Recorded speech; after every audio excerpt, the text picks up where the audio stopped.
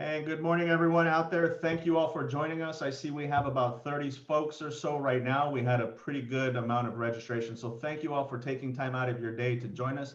I'm Marcel Rodardi, as you all know, the Executive Director for the California Contract Cities Association. Just something real quick.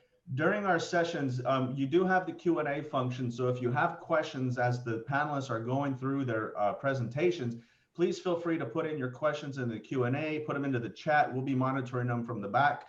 And once we get to the end of the session, the moderator of that session will go through and ask any questions, and we'll make sure that we'll get you answers for most of your questions, time allowing. So with no further ado, it's my honor and my privilege to introduce this year's president of the California Contract Cities Association, Ms. Lindsay Horvath. Thank you, Marcel. For those of you who get the Mean Girls reference, on Thursdays I project angel food. And so I apologize for my appearance, but I'm about to go do food delivery as I do every Thursday morning in this difficult time of COVID-19. We as a city have committed to putting food on the table. And so I'm literally doing that every Thursday morning. But thank you for affording me this opportunity to be here with you this morning. And thank you for the work that you're doing in each and every one of your communities, and for being here with us with Contract Cities Association today. Thanks especially to our staff who made today possible. They work diligently to support all of our member cities, all of our association members, and we thank them in a special way this morning. I'm just so honored to be serving as president of California Contract Cities Association this year. We know that people rely on the association for educational opportunities, resources, and support in the best of times. So in these very difficult times, we know how critically important the association's work has become, that making sure you have connections to other community members, community partners, hopefully potential partners in public-private partnerships, all of the benefits that come with your membership to the California Contract Cities Association, that all of those are being realized. And this is just one more way through this virtual summit. I want to thank in a special way Frank Zerunian, who made today possible. He, through his partnership with USC's school, we know that we've been having this partnership in a variety of ways, but this most recent way, this virtual summit opportunity, has been particularly informative for all who have been participating. And I want to thank him. For those who don't know, Frank Zerunian is a council member also at the City of Rolling Hills Estates.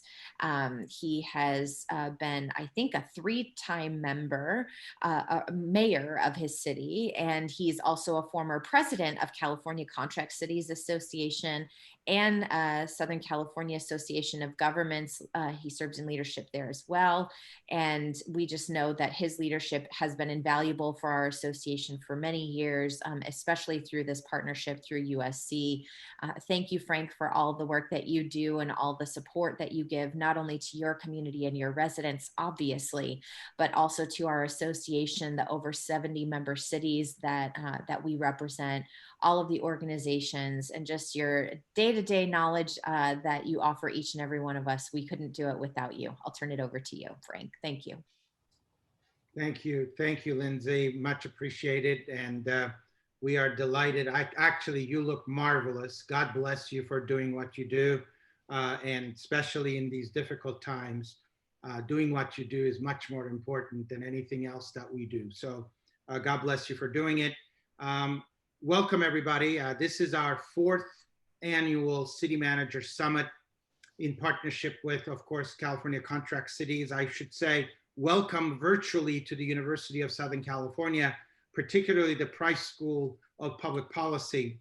On behalf of President Folt, as well as Dean Goldman, I welcome you all to the university. And as this has been our tradition, last year this time, you were right across from campus in our USC hotel, about 100 of you listening to some of our very good speakers and panels. We intend to do the same. It's just that the format has changed a little bit. We have wonderful panels for you today. Some of my colleagues will be joining as well as practitioners. The first panel today is about housing and the challenges we have been facing. Perhaps I can set the stage and at the same time introduce my dear friends and colleagues that are going to be on this panel. Before I do, I want to reiterate what Marcel just said. We will be delighted to answer your questions. So the Q&A function is there for you. I will be monitoring that to make sure that either I see your questions as we go along and ask it to our panel, or reserve time at the end of our first panel for us to be able to answer questions. This has been a very important topic for us, and it remains a very important topic. As you may remember, the RENA numbers came out. There is no secret about this. I have been vehemently criticizing the numbers that we've received because I, in my opinion, believe firmly, still do, that it was more ideologically inclined rather than policy inclined. The current ideology will not build, as far as I'm concerned, any affordable housing. It's not the question of building housing, it's the affordability that is really the question, and we will focus on that today. And there's a bunch of things that we're doing with our panelists that we're going to talk about today. I think my position has been validated recently by a Fannie Mae Freddie Mac report, which views California's need to be what SCAG viewed to be. I value SCAG's work. I work there, and our work there has been terrific. It's just that this has been shoved down our throat, unfortunately, again, as I claim, on ideological grounds. But it doesn't mean that we don't need housing. We need affordable housing, and there's a responsibility on every jurisdiction, and we'll talk about that as well, to promote housing and provide affordable housing for all of our constituents. And the responsibility is all of ours. So today, we brought together very knowledgeable people on this topic, and in different aspects of it. First, let me introduce Stacy. Stacy Armato is a council member in the city of Hermosa Beach, not far from me. And she has been absolutely an amazing leader at California Contract Cities to lead our legislative committee, as well as looking at ways of promoting housing that is implementable. So Stacy is here with us today, and we'll talk specifically on her work regarding the work that we're doing at California Contract Cities to suggest housing bills that are actually implementable. Almost every bill that has come through is really not that implementable and not that workable for local governments, and we still have and suffering from not having something that works for all of us. So that's what Stacy is working on. We have Darren Chitsey. Darren is the executive officer and the operations officer at SCAG. And Darren, of course, is intimately familiar with the SCAG process, as well as the RENA process, as he's been there a number of times, and what SCAG does in the process, etc. And finally, we've invited one of my favorite cities. I've written about this city and I've studied this city, and actually is my academic interest. And that is, of course, where the genesis of the contracting model occurred, and that's the city of Lakewood. We asked Thaddeus who actually could represent the city, and he said, well, Abel will do a great job in representing the city and talking about what we're doing with respect to housing in the city of Lakewood. So that's our panel. So with that, I am going to turn to our panel and of course ask maybe Stacy first to highlight the work that the California Contract Cities is doing and the work that actually we're trying to get to in promoting housing in the state of California. Stacy. Well, thank you, Frank, and thank you, everyone, for being here. As you discussed, Frank, a lot of our cities were not supportive of recent housing legislation coming from Sacramento. And in a heart-to-heart conversation with one of our state senators, it became abundantly clear that we needed to come up with those solutions ourselves. And when you think about bills like SB 1120 and SB 902, they take away local control. And while in theory it would over time increase housing supply, it's not done in a thoughtful way. They don't address the true crisis in California, which is a lack of affordable housing. And the simplistic model of increasing the number of available housing units will never bring the prices of those units to very low or low income levels in many of our communities in California. We have lots of houses for sale. Frank, you and I have talked about this in the South Bay. There's houses for sale, there's apartments for rent. The issue is not supply, it's truly a lack of affordability. And we recognize the need for affordable housing. All of our cities do, and the value that affordable housing in our community brings. And in fact, we have our RENA numbers that we need to fulfill, but there are real challenges to making affordable housing attractive to developers to bring into our towns to build that affordable housing. Um, and in many of our communities, including Hermosa, we're densely populated. We would be unsuccessful at bringing hundreds of units in over the next bunch of years on our own. So inspired, in fact, by Frank, some of the research that your students have done at USC. So thank you to them for the work that they've put in that allowed us to get to this proposal. In order to bring in affordable housing that's close to where people work and transit, we really believe that we need to look at housing from a regional perspective.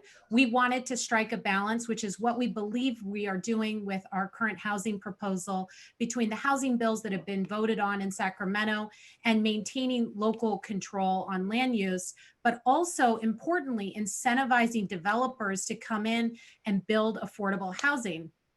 Contract City's housing proposal is taking a regional approach to affordable housing. It would create regional housing trusts that would help provide scarce front-end funding for affordable units and create a kind of cap and trade concept to fulfill each of our cities' RENA numbers. And these regions would develop their own fee schedules to help fund the trust and determine how to distribute funding for low and very low income housing production. I think importantly, Frank, this concept is not new.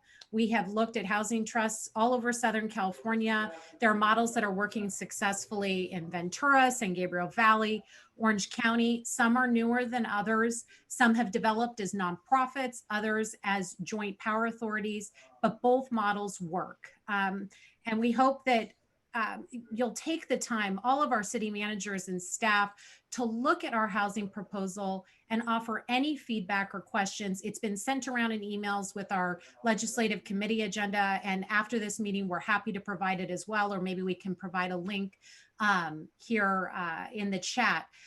But we really want to build this based off of all of our cities' feedback and input so that we can bring this concept to our legislators over the next few weeks and really ensure that this proposal closely reflects what our cities want, because the better this concept works for all of our cities, the better it's going to work to bring in affordable housing to all of our communities. Yeah, thanks, Stacy. And this is actually a wonderful platform, to be honest, where we have all of our CEOs, in other words, implementers of policy in our cities, to be able to look at and give us feedback on the proposal. Darren, I'm going to come to you, and we have a group, of course, these are city manager, mostly familiar with SCAG, but I think it will be beneficial for you to kind of highlight the role of SCAG, especially in the context of housing, and of course, the RENA process in a nutshell, so that maybe some newer folks who are online have an idea of the importance of MPO. I value our MPO very much. As I said, I work there, and I have worked there for the last 17 years. And I think it's extremely important, the function that it performs. And one of my disappointments were that with what's happening with the current numbers and the housing issue politicized, we're kind of taking away the responsibility of the MPO or invading its jurisdiction or territory, which remains my concern. But Darren, talk a little bit about SCAG. Yeah, thanks, Frank. Appreciate you having us on today, and good morning to everybody. Good to see you. So a little bit about SCAG and housing. You know, Frank mentioned that I've been at SCAG a number of years now, about 15, and there's no more challenging thing that we do as a membership organization, because on top of being a metropolitan planning organization, we are a council of governments, and so we really value that part and that role of serving our members very clearly, is going through the regional housing needs assessment process. For those of you that might be new or have not gone through it before, it happens every 8 years. And the process is really about the state and us identifying how many housing units we think or they think need to be built in each city throughout Southern California. You know, SCAG's primary responsibility historically has been on transportation, in identifying long-range transportation solutions, mixing that with different air quality goals, to be able to create a long-range plan and vision for the region that meets all our economic mobility goals. Housing has always been there. It's always been part of that. Certainly the foundation of that is our growth forecast, where we look at and work with each one of our member cities to identify how many housing units you're expecting to see in 20 plus years. What's your employment going to look like? What's your population going to look like? Because that becomes the foundation of what our long-term plan looks like. And historically, it's those numbers that are used as we start to project out our regional housing needs assessment. We take that local input, we think what that demand might look like over time, and that's where we produce a regional number. But there's been a lot of talk about this 1.3 million housing units that the state HCD has assigned us just about a year ago now. But I think it's important to go back a little bit to understand why that number is so high. So as I had mentioned, historically, the number that we use for our regional determination is what do we think future growth will look like? Well, a couple years ago, the legislation governing the RHNA law changed. And one of the things that was changed as part of that is the addition of existing need. And during that legislative process, we knew that exactly where that would end up. And we certainly pushed back on how it might impact our local jurisdictions. But what it basically said is we're not just going to look at what future growth needs are. It's going to look at what is our existing need today. And obviously, there's a lot of good reasons to do that, because if we have not built the housing units that we need today, if we have overcrowding, if we have cost burden households, there's something to be said about the supply, that it certainly is not meeting the demand as it is today. So as we think about the future, we need to add that existing need on there. So what happens then is that SCAG develops what we think our regional determination might be. We did this about a year and a half ago. We sent it to the HCD.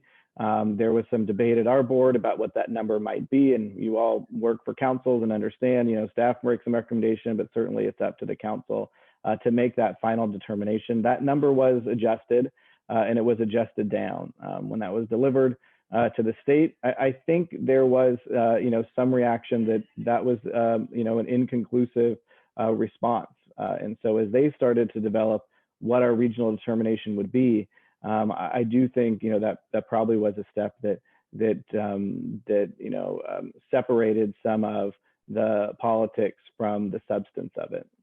But that doesn't excuse when the number did come back and was about 400,000 or 500,000 units higher than we thought what a reasonable number would be, it still presented its own challenges.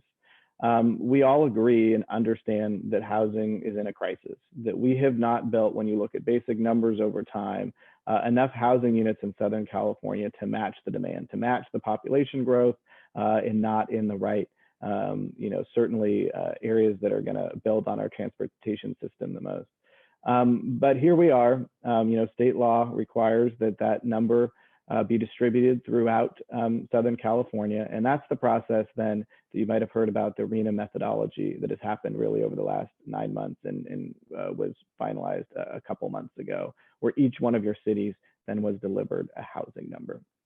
So certainly the number is just a number. It's a lot of work. We understand that for each and every city to accommodate that and to plan for it. And one of the things that we have been doing to help with that is have new funding that's available. Some of it you have already probably accessed to the SB2 funds. There's new programs from the state out of AB 101 that was passed 2 years ago as part of the budget, which is the LEAP program and the REAP program. The LEAP program goes directly to cities. The REAP program is something that SCAG is responsible for. And so we're starting to build more resources around helping cities to plan for that. Again, we understand and might not agree what the top line number might be, but we do know we have a very valuable role in ensuring that this housing conversation is reasonable, is regional, and that we're providing as many reasonable options to cities to help them get through what we know is going to be a challenging process. We are in an appeals process right now, so I can't get into the specifics of that because I'm sure many cities that are on the call certainly are part of that process. So just a real high level, Frank, on where we are with the regional housing needs assessment right now. Thank you, Darren. I'm going to come back to you with a couple of questions, but first I'm going to go to Belle, who is on the ground, so to speak, and is aside from the future and the RENA, et cetera, but at least in the city of Lakewood, is responsible for both the economic development and community development aspect of it. So Belle, you might want to talk a little bit about what the city of Lakewood is doing currently to address the housing issue, the housing crises. Everybody talks about housing crisis. I talk about affordability crisis because that's really the nomenclature we should be using. As Stacy said, I think there's plenty of homes for people who can afford them. It's the people who cannot afford them that are not housed, and that's what we need a lot of, I admit. So Belle, what is the city of Lakewood doing? Well, first of all, Frank, thank you for having me on this morning. I appreciate the opportunity to be on the panel and at least give our perspective of what we're doing, recognizing that cities throughout the region are dealing with the same challenges that we are. With regard, I think both Stacy and Darren really kind of laid out the core issues here, and everything that was mentioned is something that we're dealing with right now. Darren just ended by saying, we're in the appeals process, and we're one of many cities that are going through that process and have submitted our formal appeal. But at the end of the day, we recognize that all that's really going to do is shift units around within our region, and it doesn't really get to the core issues. And I think, Frank, you're hitting it right on the head. I think it's really an issue about affordability. With regards to the city of Lakewood, what we're doing, and we're right in the middle of starting that process wholeheartedly. We're in the middle of finalizing a contract with a consultant that's going to come on board and help us, put our housing element together, because that's really what this is all headed towards, is putting together our housing element that will map out our housing future for the next 8 years. The previous housing element that was put together in Lakewood prior to my arrival was done in-house. Okay, we did it, we said, okay, here's the number, we're going to work through it, and it was all done in-house. Well, my sense of it, and just talking to the cities that I'm in communication with, are that that's all out the window. So everybody is scrambling right now to try to get a housing consultant on board, because the stakes have really gone up. There have been some changes since the last time that are really forcing cities to really take a hard look and really come up with how on earth are we going to come up with that number. Just to give you perspective here, the city of Lakewood, we have about 21,000 units in our housing stock. Our RENA number is just under 4,000. So that means that we're being asked to build close to 20%, an additional 20% of our current housing stock, and build it where we just don't have any more room to build it.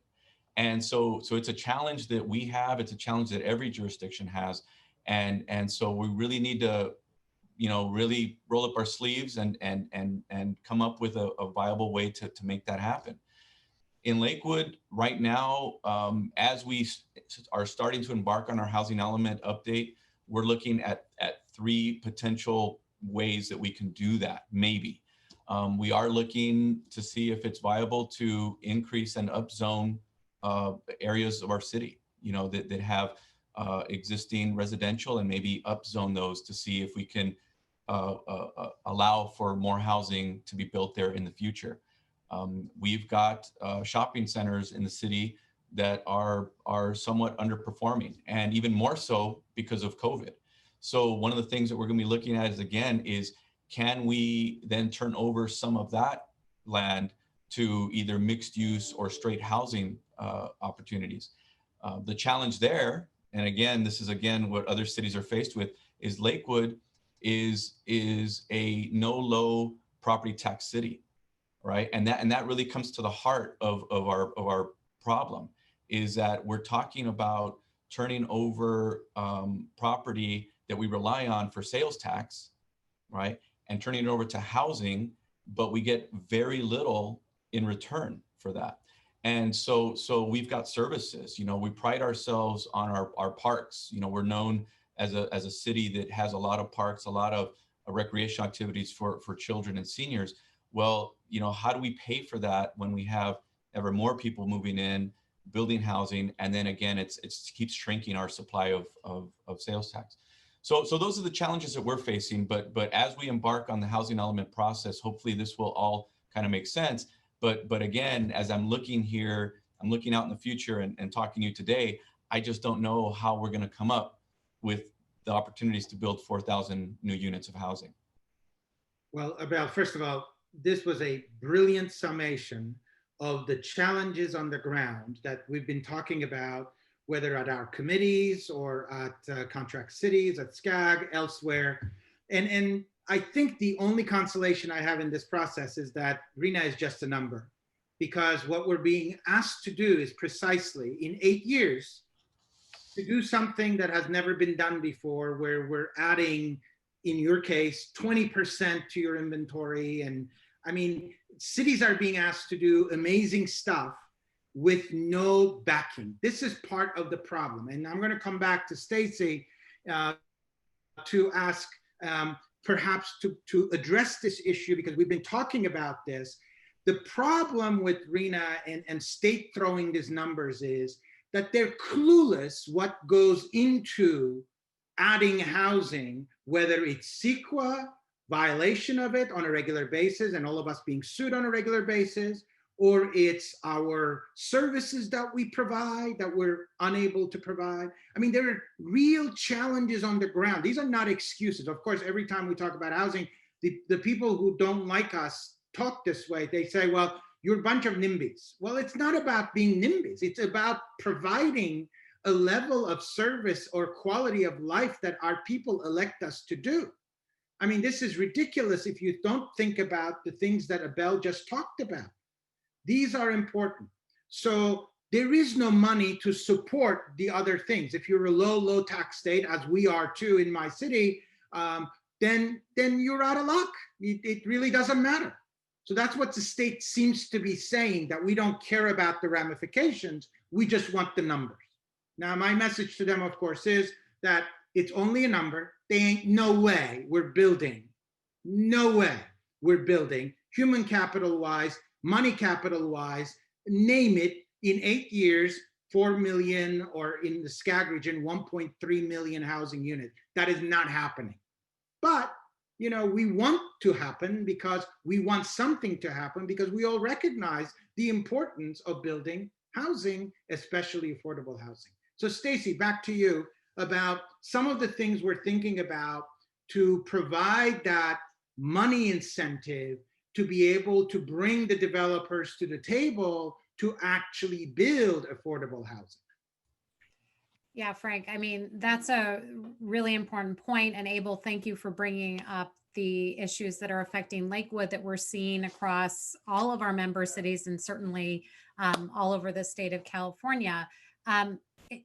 of course, we want to bring in affordable housing, but it doesn't just magically build itself. Developers have to be able to come in and have to make sense of that. In many of our cities, the land value is just too high to have that pencil out to bring in willingly affordable housing unless it's subsidized.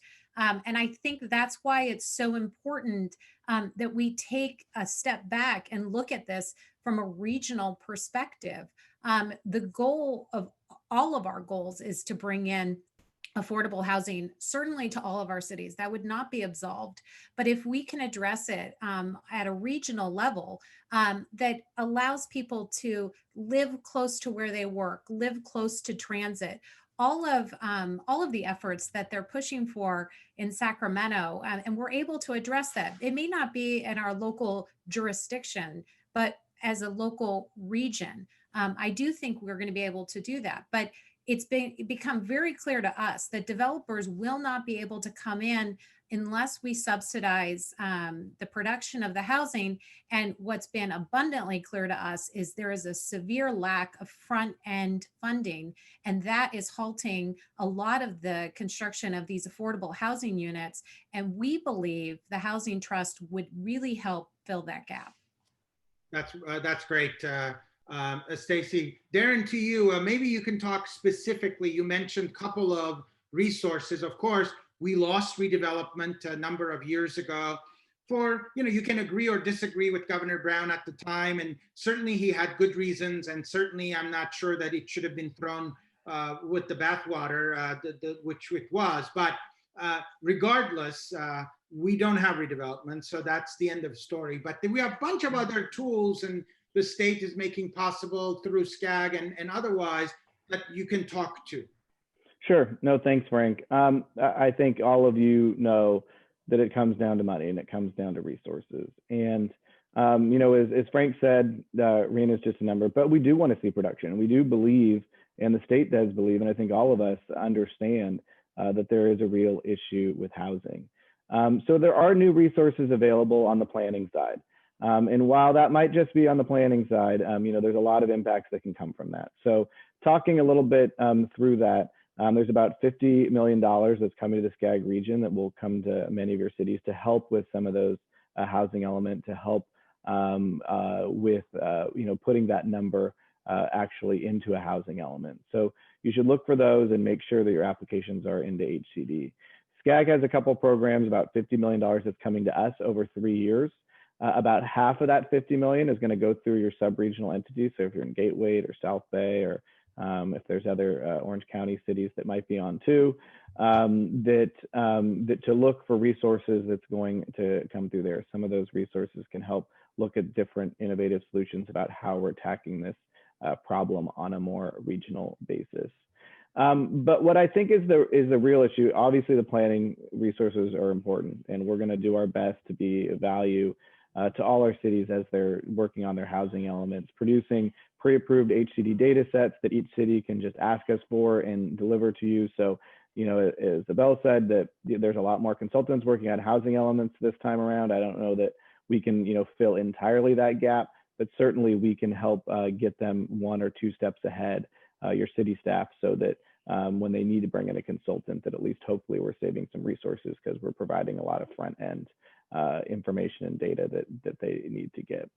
But the bigger issue when it comes to production is exactly what's the finance of a city and how to housing support that. And so in the long run, if we're going to really address this issue, that's something that has to be addressed. Redevelopment, Frank said you can agree or disagree. I think we can all disagree. There just was no reason, and we've seen what it's done over the last decade in the state. But the reality is moving forward, that type of tax increment, I just don't see coming back of getting the schools to fully participate. I think that that's going to be gone. So any increment is going to be really, really hard to do, when you're a low property tax city. Maybe the county is going to get that share. So we've done a lot of projects of trying to do like these enhanced infrastructure financing districts. We've gotten one set up in 3 years, which tells me it's just too complicated to do. And the value proposition just isn't there as it was intended to be. So I think in the next legislative session, we're going to be working very diligently on that on two fronts, on what types of tax increment can come back to provide cities greater tools, what types of regional programs can we bring in on housing, one of which is a arena trade and transfer that actually was removed from the law about 2 years ago, that would allow cities, as Stacy kind of identified, to shift some of those units amongst each other. There was always a fear that a city could, pay their way out of doing their affordable housing. That's not the goal. It's how do you kind of balance and say, hey, we might have this need here, we have this need here. How can we come together and make something that makes sense for both cities and still serving the same needs? So yeah, there's a lot of work to do. Obviously, we're in the midst of a pandemic, and that's making everything more challenging on the financial side. But if we don't address it now, and we don't start to think about some of those big systemic changes in housing financing at the city level and what types of value it brings to the city, that issue that Abel talked about of, there's so many underperforming retail centers, and we've started tracking those and mapping those. But, what's that going to do to the city budget? We all know that there's, police and fire and other needs that you have as a city to provide for. And if we're not balancing that housing unit's going to support, and replace what was there before, I don't think a lot of you are going to have a lot of success taking that proposal to your council and getting them to approve it outside of NIMBY issues that may or may not exist, because it's not going to pencil out. So big issues ahead of us for sure, Frank. Yeah, thank you, Darren. And this is the kind of thoughtful analyses and thoughtful response we need to be giving to our state officials. This is where it's lacking. We're doing policy on the basis of ideology without talking at the implementation level what this looks like. So therefore, there is a clear disconnect between the two. And I've been advocating for this every time we go up to Sacramento with contract cities in January with our senators. I know they mean well. I mean, I'm not questioning their heart, but what I'm questioning is their ability to see the connectivity of a low tax state, for example, transforming a strip mall that is actually bringing retail and sales tax into almost no income whatsoever, and yet still provide the sewer and the water and the park, et cetera, all those services with no pay at all. This is the problem, and this is why we're talking here. In fact, that kind of segues into one of the questions that Paul asked with the city of Bell saying, hey, we have infrastructure, water, sanitary, sewer, parking, all of those things, but we cannot handle to build any additional units because we can't service them. And this is the problem, Paul, not only with your city, but a lot of cities. And this is what we're talking about. One of the things that Darren mentioned, I suggest you look into, is the issue of EIFDs, Enhanced Infrastructure Finance Districts, which, as Darren correctly pointed out, have been relatively difficult to set up. And now we're looking at collectively at SCAG and elsewhere, looking at ways of making that more possible. In fact, Stacy might address, we talked about this as well, to look at it at the regional level too, but certainly finding ways of making them simpler for all of them to come together. Before I get to Stacy, Abel, let me come back to you on the topic of money. What kind of sources have you been tapping at Lakewood for what you're attempting to do in community development? Is there anything that Darren mentioned that you've used or that you want to use that you may want to address? Yes, there are some resources out there, and I think earlier, I don't know if it was Stacy that brought it up, but these are largely for planning purposes, and that's important too. I mean, it is important because it lays the groundwork for what will come. And in Lakewood, we did apply for an SB2 grant, and we are in the process of redesigning our planning counter, because really the way it's configured now and the things that support it just aren't efficient for the type of development that we're going to be expected to do, over the next several years. So we're looking at that. With SB2 monies, We're using those monies to pay for the housing consultant that we're going to bring on board to help us with the housing element. There's also some monies there that we're going to be using to ramp up. We're engaging with a different consultant that's going to come on board and help us try to understand the economics, right, of transforming and transitioning a shopping center to residential. Because I think one of the things we're looking at is we're saying, you know, this is a commodity, valuable commodity, and we can't just give it over and hand it over to the first developer that comes knocking. So we want to make sure that we're on a good, solid foundation to analyze these deals and say, is there a way for us to secure or somehow recapture some of that lost revenue that we're going to see over the coming years? So we're trying to engage with somebody to help us with that. And then we're also, because of COVID, you know, because of what happened, we're also looking to rethink the way we do our planning and processing. The one thing I will say, the little silver lining, because of COVID, it really forced us to go from a paper reliant operation to, within a matter of 2 or 3 weeks, our staff was able to transition, and now we're 100% online, which is amazing, you know. So there are some positives there, and some of those planning dollars are certainly being put to good use. With regards to EIFDs, right? It's a mouthful. EIFDs, you know, we've looked at that, but again, as Darren pointed out, I agree. It's like it's been around for now 3 or 4 years, and we keep saying about the same 2 or 3 jurisdictions that have maybe used it. But again, it comes down to the no tax situation, because again, the county up to now has not been willing to go in and approve these unless you can reach, I think it's the 15% threshold, right? I mean, that's a high threshold for a jurisdiction like us to meet. So I think while these are good starts in the right direction, I think that we need something much more impactful to help. And really, I think what we're looking at, I know, and for many years, it took me a long time to get over the loss of redevelopment. And in large part because previously I worked at a jurisdiction that embraced that and actually took on the challenge of building affordable housing. And so I saw firsthand how significant a blow that was to cities that were doing it the right way. So now we're not going to get it back. I think I've come to that realization that we're not getting that back. So now it's about being smarter with the resources that we have, and really seeking those opportunities where we can do some things.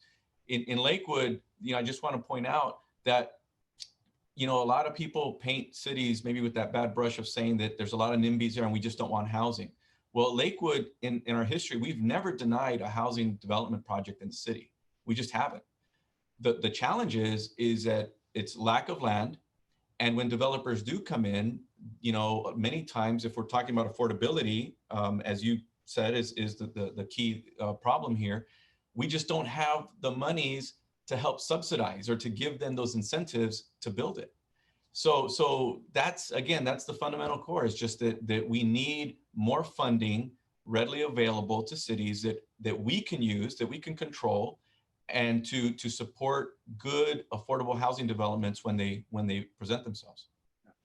Stacy, thanks, Abel. I think that's great. And by the way, this has been really, really informative to me as well, because this is the kind of feedback Stacy and I were looking for, to be honest, and for us to be able to design whatever proposals that we're going to make in a way that addresses some of these issues. Stacy, what about the EIFD issue that we discussed and what we're proposing there? Thank you, Frank. And we met with Larry Cosman, a developer many of you all may be familiar with, and we respect his opinion on this topic. And he was very generous with his time and highly recommended the underutilized tool of an EIFD, realizing there's some challenges with that, Darren, that you pointed out, and Abel as well. But what we discussed was there is in all majority of our communities underutilized shopping centers, and we're seeing this especially through COVID, and what is to come of those. And therein lies an opportunity to overlay an EIFD tax district to help fund the infrastructure and police safety, et cetera, schooling, and increase the density of that parcel. And what he cautioned us is to ensure that we don't merely increase the density of a parcel without cities also receiving some financial contribution from that as well. And I think that that may somewhat address the lack of tax revenue that will be seen by rezoning these districts or these areas and parcels in town, especially ones that are big in size. But we really have to understand that they're already underperforming. So those days are pretty much gone. And we don't want to lose the opportunity for that increased property value to be a benefit to our communities. So as we discussed, that NEIFD would help finance the infrastructure for that particular parcel and increase density, but also be able to be funded by the developer into the trust fund that we've been discussing earlier, to help fund the trust for other low and very low income housing to come into the community. So there's a couple aspects there that we've been working on and trying to really refine. Yeah, I think the moral of the story here that Stacy highlights our discussions with Larry, I think he very appropriately said, we just have to be at the local level smarter about this and find ways of negotiation, as I called it, negotiation in my book, of laying out the interests of various parties involved and making sure that it's a win-win frame as opposed to a win-lose frame, and taking advantage of the circumstances at hand. And one of the questions, by the way, if you do have questions, please put them in the chat. I'm trying to address them as we go along. Another one was with respect to prevailing wage, and that developers rarely are able to build affordable housing when we have to pay prevailing wage. That has been historically true, although I think that by creating opportunities that we're discussing, it is possible to address that issue at the end of the day, because it's providing the right incentives for developers to do it. For developers, it's going to be a numbers game at the end of the day. They're motivated by dollars and cents, but in a good way, because that's what they do. I mean, that's what the private sector is for. And I always say to my students, God bless them for that, because without that motivation, they would not exist. And without them, you know, we don't build in cities. We do need developers to build. So there's no question about that. If I could just add, Frank. I was going to come to you and ask you that question. Yeah, I mean, you know, not about prevailing wage directly, but we have to find ways to build affordable housing cheaper.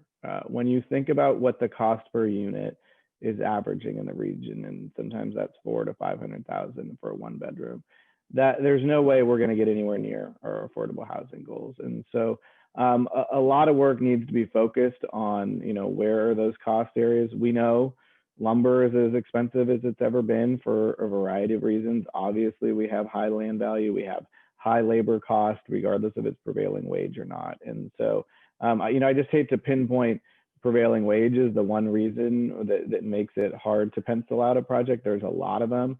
And if we're going to be realistic about getting these numbers actually turned into housing units, there has to be a real push on how to reduce those costs so that there's less that's going to be needed to subsidize. That's got to be a, you know, an all hands on deck effort. Yeah, agreed. And the next question, of course, that I'm reading, it's a lengthy one, but if I could summarize it, is that which kind of talks about what we discussed, that the pandemic will transform land uses and the way commerce is conducted. Very true. From brick and mortar to online. And while that may lend itself as an opportunity, of course, for housing, and the question is about, of course, again, it's disproportionately affects cities that are like Abel's and mine, where we don't have a backfill for that, takeaway, so to speak, of funds in order to provide the services, let alone additional services that you're putting on as residences come online. So it's still the same issue that Abel brought up, and we get it. We really get it. We have about 3-4 more minutes. Abel, anything to add to the discussion before we conclude? Because I want to give everyone a 5-minute break before our next panel. And if you have any questions, feel free to put them there. But I think I've addressed pretty much everything I've seen. Abel, anything further? No, I think everyone kind of laid out the issues that lie ahead and that we have to deal with. So I know every city that's joining us today, has their own roadmap of how they plan on approaching it. I think there's multiple ways that you can try to deal with it. Here in Lakewood, we're going to keep doing what we do, and that is, continue to look for ways to be more efficient with the resources that we have. Try to come up with new ways of looking at the housing and affordability crisis. I think that's really the key is they go hand in hand. And one thing I will say, we didn't really talk about ADUs, right? So ADUs, we're seeing a steady increase in the amount of applications, inquiries about ADUs. So I think that's going to be something that we're going to look at going forward. But again, it's interesting because it's about a 50-50 split in our jurisdiction in terms of ADUs that are being built for, say, relatives, grandma, grandpa, versus others that people are coming in and saying, oh yeah, I plan on renting this out. And really we're relying on just, self-certification in terms of affordability. So we're hoping, that they remain affordable. But again, I think that cuts to what you laid out in the beginning. Is it housing opportunities are there? The question is how many of them are truly affordable and affordable for the long term? So that's one of the things, the challenges we're going to have going forward too.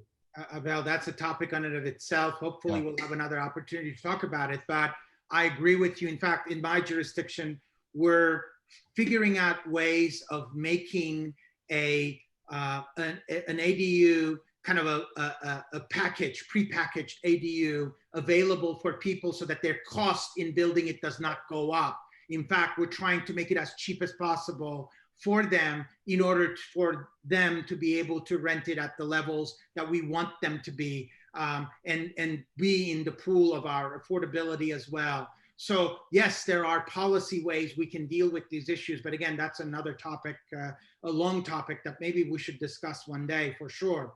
Darren, any parting thoughts from your end? No, just thanks again. I know each and every one of you have got a lot of work ahead as on this issue, as we all do. And just view SCAG as a resource. There are a lot of technical resources available right now. So if have your staff reach out to us, Frank can connect you, or I can, to the right person. Even if before you're starting to hire a consultant, because I think there's some areas we can help in that your consultant might not tell you, hey, you can get some of this stuff from SCAG. So we're here as a resource. We know it's a challenging time as a membership organization in the midst of this RENA cycle, but over the long run, the closer and better we all work together is the only way we're going to meet all these regional goals. So thank you, Frank. Thanks, Darren. Stacy? Thank you, Frank, and thanks for hosting this panel. And my only thought is that we will resend around the housing proposal to all of your cities, and please take a look at it. It's short, it's only a couple pages long. Have your staff look at it and report back any comments or questions that you may have, so we can really refine the policy so it can work best for all of our communities.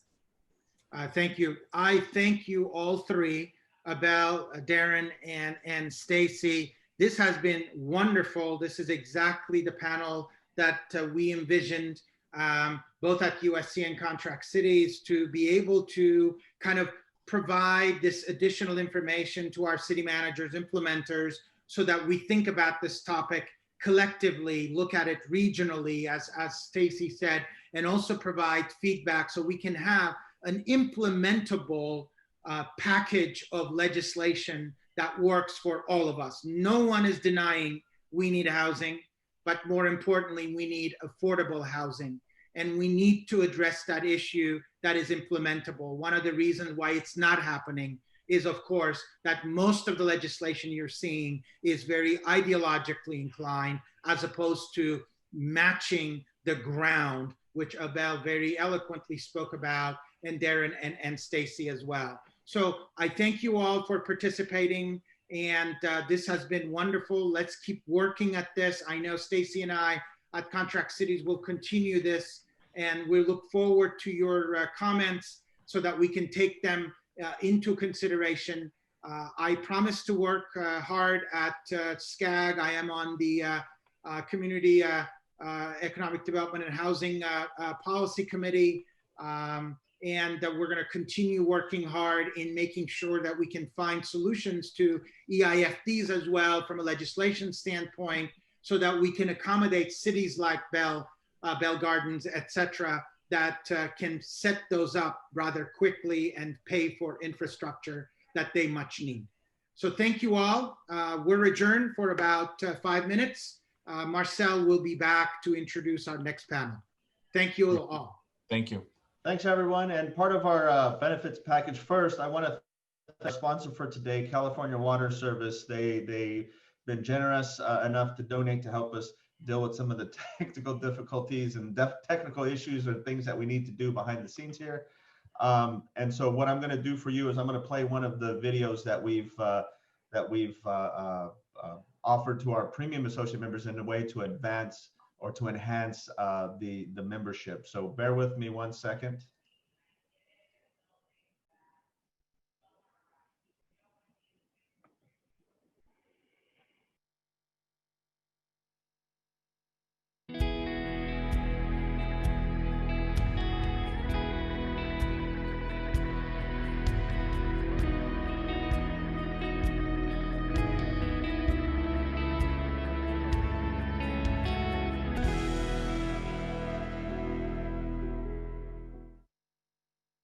At Edison, we know that creating a clean energy future takes teamwork. So while we're modernizing the electric grid, the Garzas modernize their roof to be the first on their block to go solar. We're helping reduce emissions from cars and trucks for cleaner air, so kids on every corner can focus on just being kids. Together, we have all the power we need to build a brighter future for everyone. SCE. Energy for what's ahead. All right, thanks everyone. So we'll reconvene in just a couple minutes here, and we'll be with you in a moment.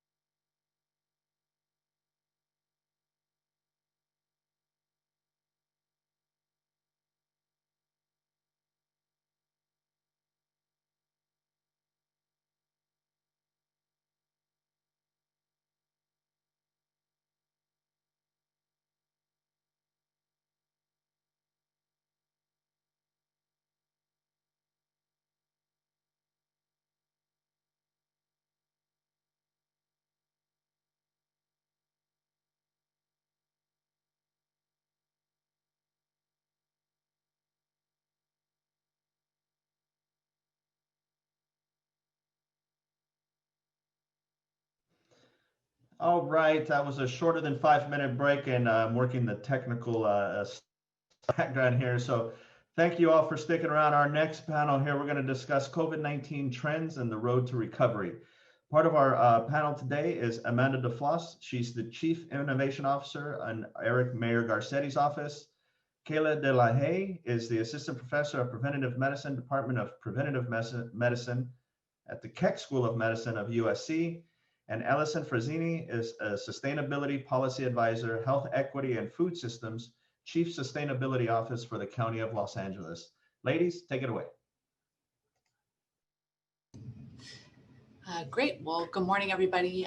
This is Amanda DeFloss. I appreciate the opportunity to be here and appreciate the opportunity to be joined by my co-panelists. I'm going to have the opportunity to go talk a little bit first about what the City of Los Angeles has been doing with respect to COVID and our response. I'm also going to talk a little bit about a pilot that we have underway with USC and the County of Los Angeles and a handful of other partners across the region. And that pilot is all focused on antigen tests. So first, by way of just introduction, my name is Amanda DeFloss, and I serve as Mayor Garcetti's Chief Innovation Officer.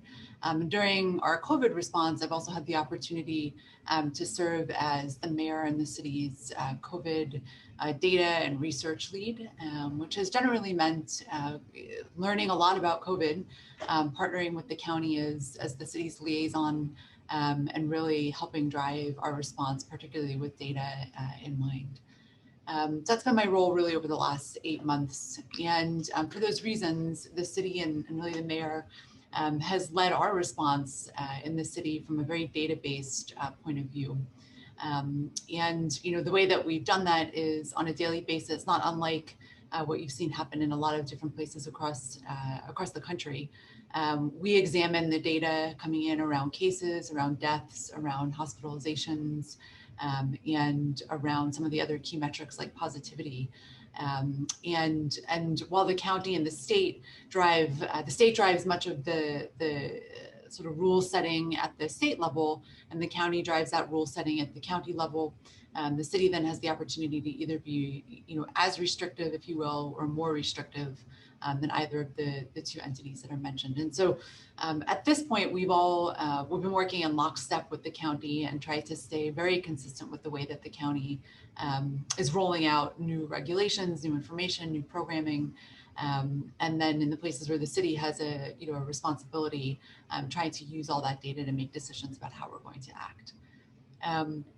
Over the course of the last 8 months, really 9 months now, Mayor Garcetti's rolled out a wide variety of programs to Angelenos. We do have a little bit more than 4 million residents in the county that live in Los Angeles. So we've also extended a wide variety of programming, everything from a meals program to pausing on parking restrictions. We've sort of looked at things from an equity lens and really tried to take into account what Angelenos are going to need, and frankly supplement whatever the state is doing, whatever the county is doing, based on all the information that we have. We do post everything that we're doing. We do post all the data that we're collecting online, and we post it on the mayor's website. And we found that to be actually quite informative for Angelenos. Every day, I compose a report for the mayor and our collective senior team, and we really look at that, frankly, on a daily basis to try to understand those trends. And we've been we've taken an open source attitude about that. And post all of that information on the mayor's website. And that includes, again, sort of all those basic metrics, but it also includes some important things around homelessness, around homicide data, around a whole variety of things that we know really make a difference and matter when we're making decisions on a daily basis. And that's really been how the mayor has focused our city response, is recognizing that data and information should drive the way that we respond. So we've been incredibly detailed about how we've done that here in LA. One of the things that the data has told us, and particularly as we're looking at the market for innovation, I feel like every day over the last particularly 3 or 4 months, there are new things that are coming out. Just this week, if you're following the news around COVID, you saw that the FDA approved under an emergency use authorization a new kind of test that's an at-home test. And that's really exciting. It has a lot of limitations on it still, which is to say that that test needs to be used under the supervision of a medical professional. It requires a prescription. It can only be used for people who are 14 and older. It also isn't actually that cheap. So my point in saying that is that there's a lot of new innovation coming out around testing. It seems on a daily basis, if not an every couple of weeks basis, which is really great news for COVID and our ability to try to learn more about the disease and also be able to actually get it under control and be able to help Angelenos and people across the region get back to life as normal. One of the things we know about that innovation is that because of the speed that we're all moving at, frankly, in some sense, living in a giant science experiment, much of this stuff actually remains to be tested, and it remains to be actually put in practice in real life. And that is true for just about everything that now has come out.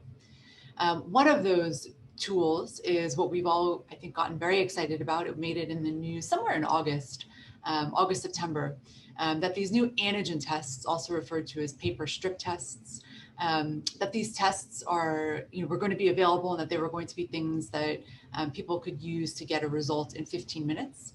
And that they could also be used by an individual. They could be done, in the comfort of one's own home. There's a tremendous amount of potential around them because they're also quite cheap. So there's a ton of excitement about what are these antigen tests, again, for those same reasons that they're cheap, they're fast, they can be done by an individual. And so in our office, we decided that that was something that we really wanted to explore.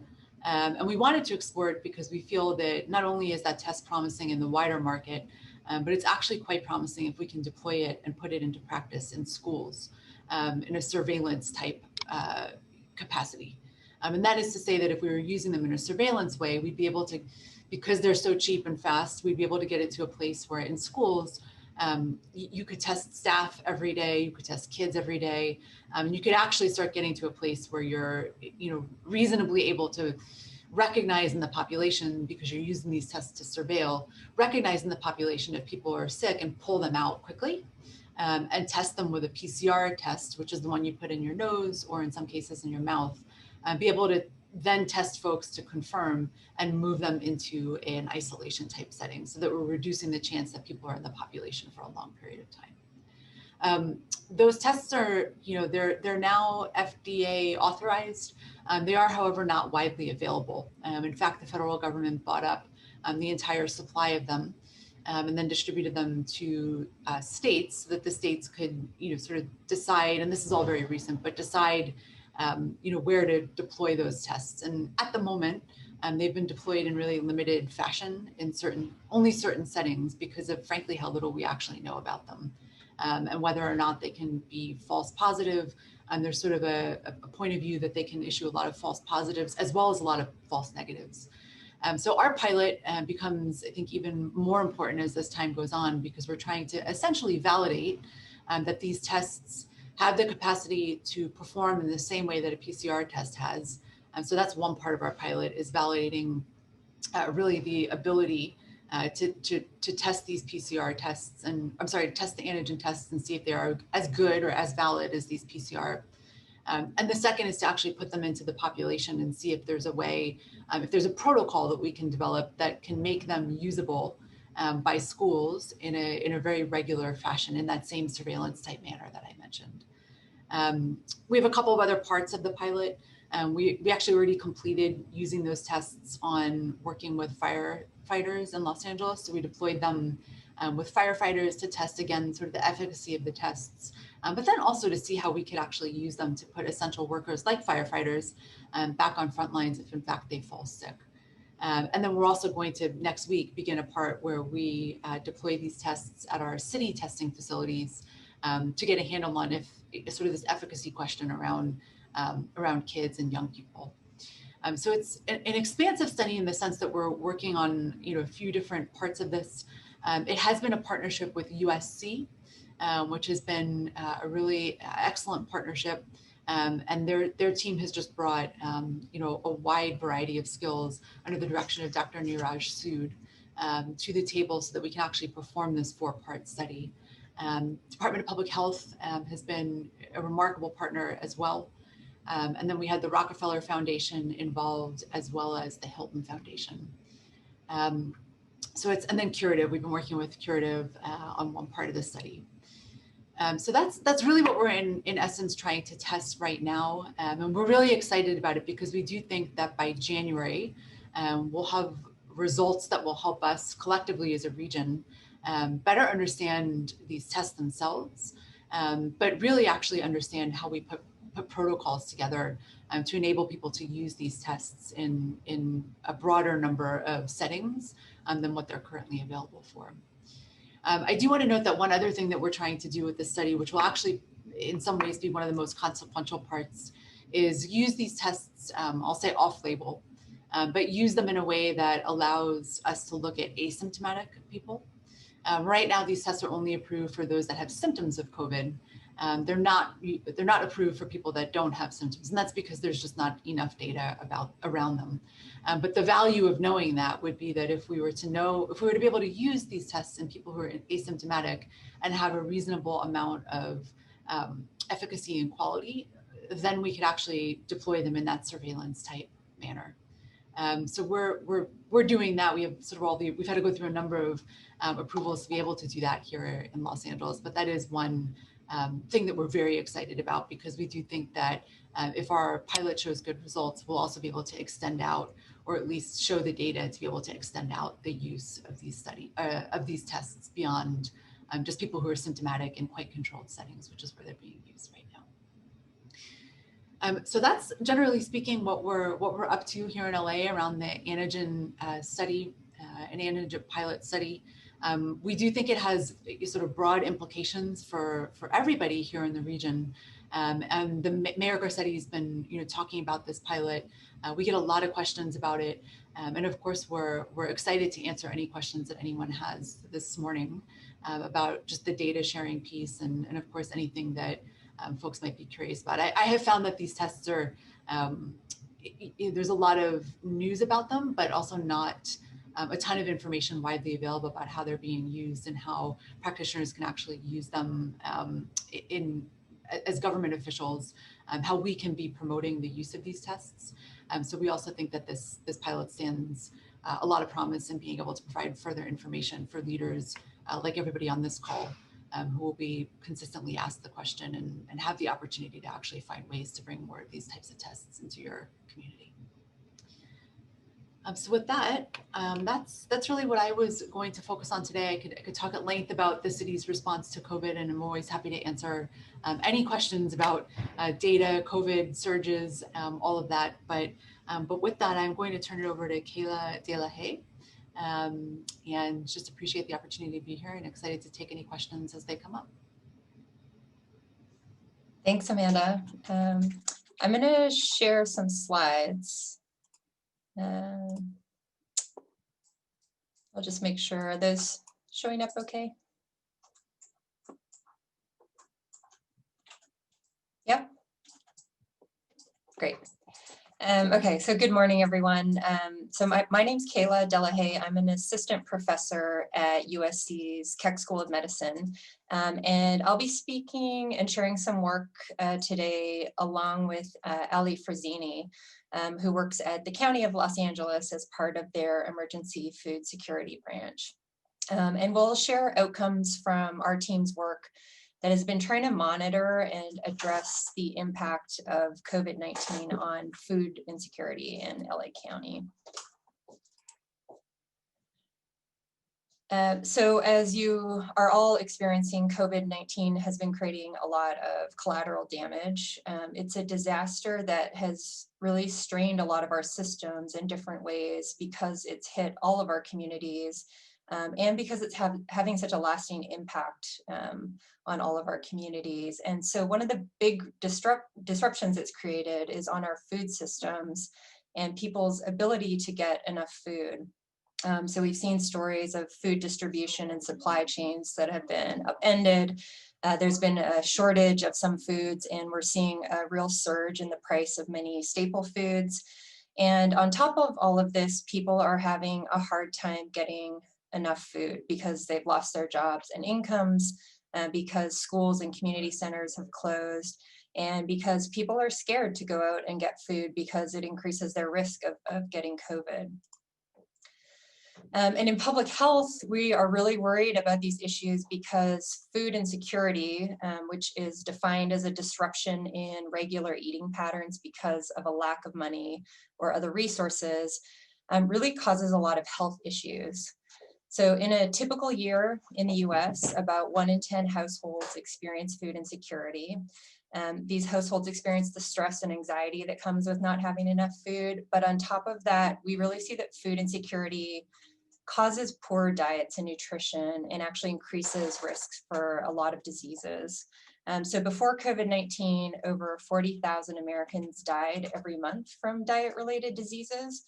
And so what we're worried about is if the quality of people's diets in our communities really worsens, we're going to see an increase in things like diabetes complications and in the already high rates of obesity, heart disease, and cancers. And these are the very diseases that put people at higher risk for viruses like COVID-19. Another important point to notice on this graph is the big spike in food insecurity that happened in 2008 during the financial crisis. And it took 10 full years for rates of food insecurity to recover to our normal rate of 10%. So disasters really can create long-term crises in food security and food systems. So to address this issue, USC's Public Exchange helped to build this new team of collaborators and help us secure the resources that we needed to start this work. So our team has grown fairly organically over the last 6 months, and it now includes faculty and students at USC who have expertise in food insecurity, in public health and health policy, and also a number of data scientists and spatial scientists.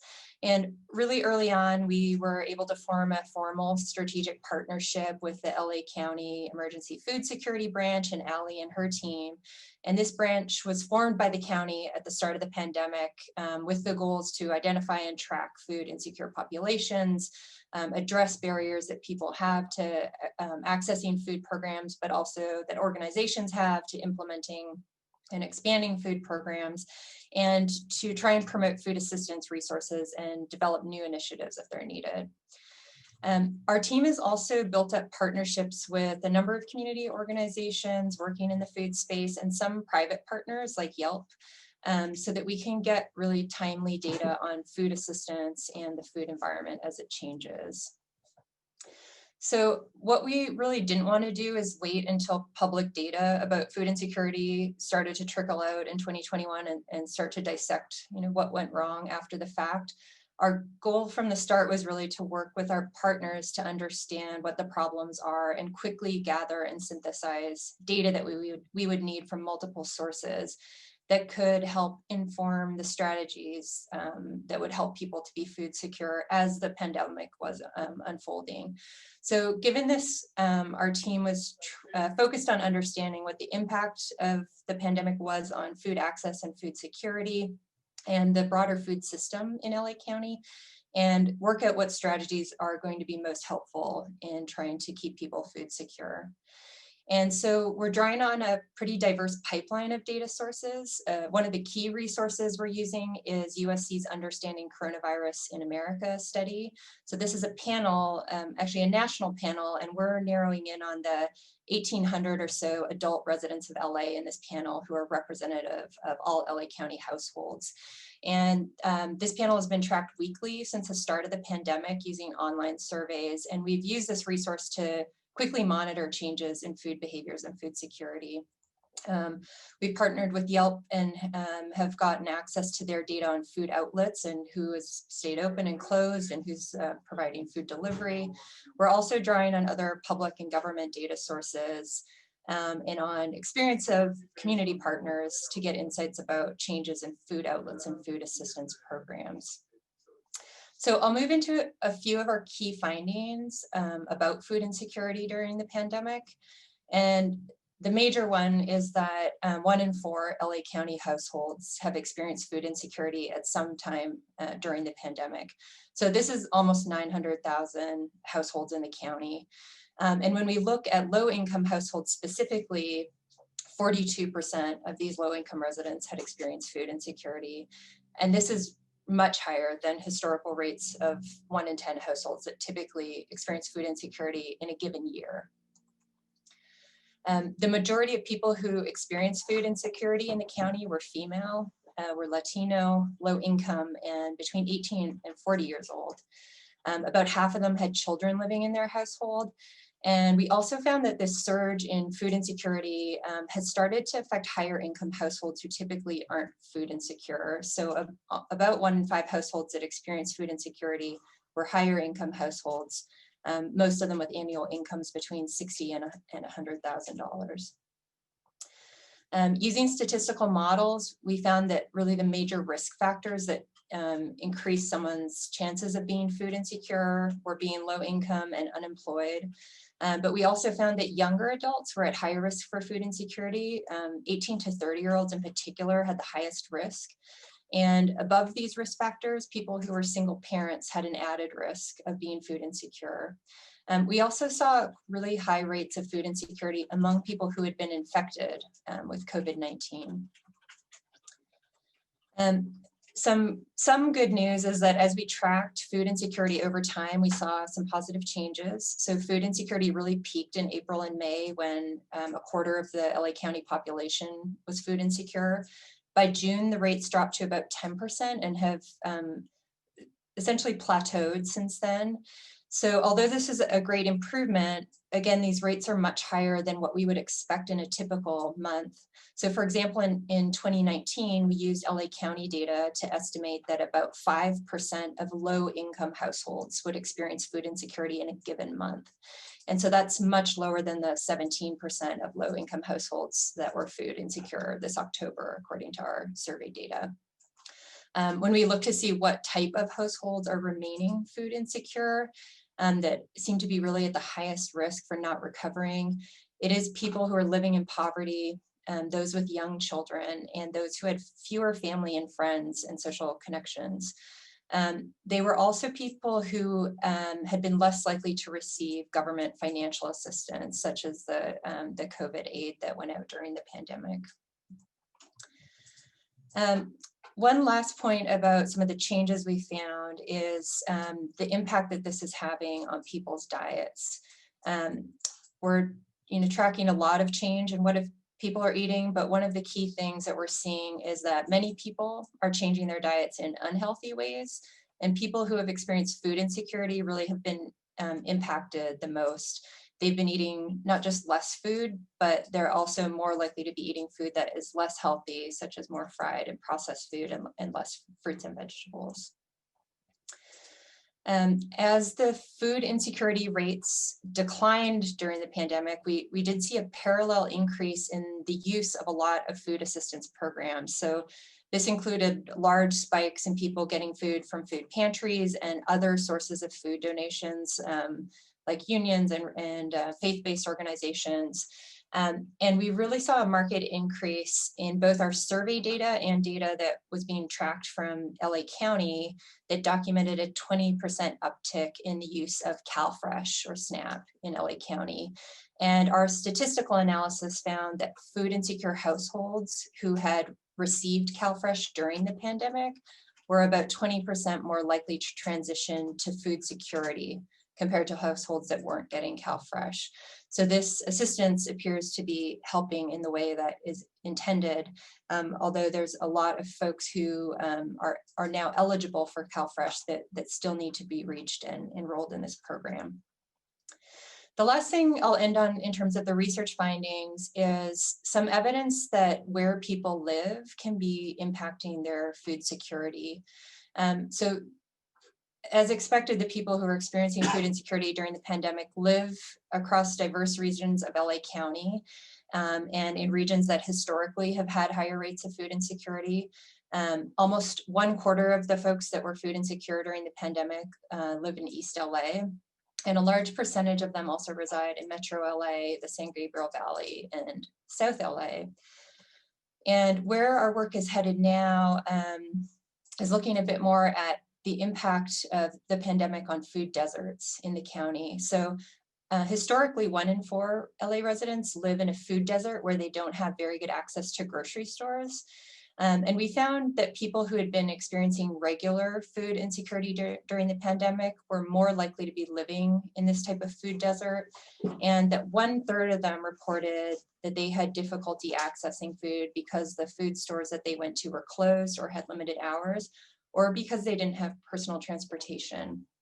So this is something we're starting to look into a lot more, especially with the use of the Yelp data and starting to understand, how people's food environments and the stores around them have been impacted, and making it more difficult to get food.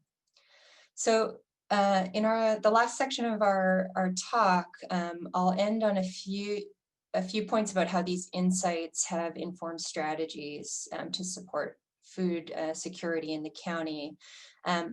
Our team's broad goal has been to quickly share these findings with our partners to inform food programs and policy. We've put out 2 reports so far, and the links are on the slide if they are able to be shared. But I'd like to hand over at this point to Ali, who's going to talk about the work that they're doing at the county to address food security. Great, thanks. Can you hear me? Okay, wonderful.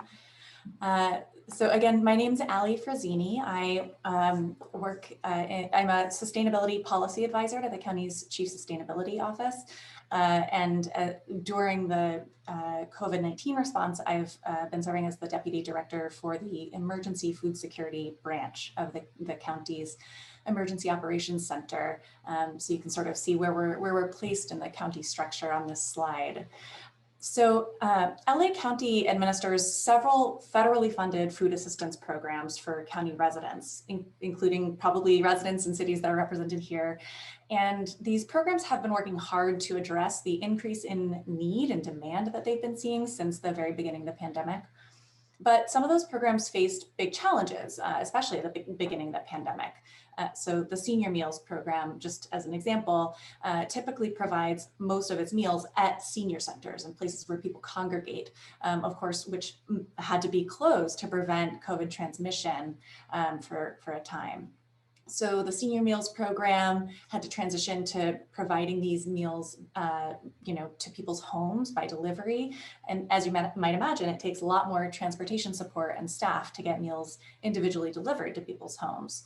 And so the food security branch was set up with one of the main initial goals of just helping those existing countywide programs adjust their operations as needed to support social distancing or other sort of COVID precautions, as well as scale up to meet the increase in need. And of course, central to understanding how to address a problem like food insecurity, which for us, it cuts across multiple programs. Each of those programs provides a slightly different service to a different slice of the population. Central to doing that is understanding the scale and nature of the problem of food insecurity. So one of the other sort of key goals when we first set up the food security branch was just to identify and track food insecure populations and their needs. So it was really, really valuable to have the support of USC's research team in getting sort of a big picture understanding of people's foods experiences and food needs during the pandemic. Next slide. So this is just a high line list of some of our activities from the food security branch so far. And USC's research has helped us with this work in a variety of ways. Their survey data helped us understand, again, who was in greatest need of food assistance so that we can target our outreach efforts to those populations. And as new programs were set up, they were designed with those populations' needs in mind. The data also confirmed some things that we were hearing anecdotally. For example, that for many households, the amount of assistance they got from county administered programs simply wasn't enough. You can be receiving a public benefit of some kind and still have more need than what it provides and be food insecure. So as Kayla described, food banks and pantries across the county were also seeing huge spikes in demand. most of these are run by nonprofit and community-based organizations, which are really the last backstop against hunger. So when we found out that the county could use our federal stimulus funding for food programs, we knew that it would be important to allocate some of that funding to the community organizations, not just use it all for our own programs, because these community organizations play such a crucial role. We didn't have existing contracts or even relationships with many of those organizations, so we worked with the California Community Foundation to set up a grant program that would enable funds to flow from the county to community organizations doing this work. Next slide. These are just a couple of photos of some of our programs in action. Unfortunately, the challenge that we face now is that it may not be possible to sustain some of the programs that have launched or scaled up, at the same level for the duration of the pandemic, because some of that funding will run out. Even if there's another round of stimulus funding, that's just another temporary solution to a problem that actually existed long before the pandemic and won't completely end when the pandemic ends. As Kayla mentioned, in a typical year, it's estimated that probably 5% of low-income households experience food insecurity in a given month.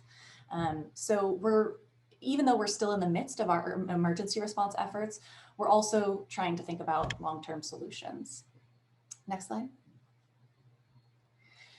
Part of what the USC data makes clear is that food insecurity is largely a symptom of economic hardship. And that doesn't strike at random, right? Latinos, Black communities, single parents, the groups that suffer most from food insecurity are those that have suffered the most during the pandemic with COVID, and also those that are often excluded and have historically been excluded from economic opportunity.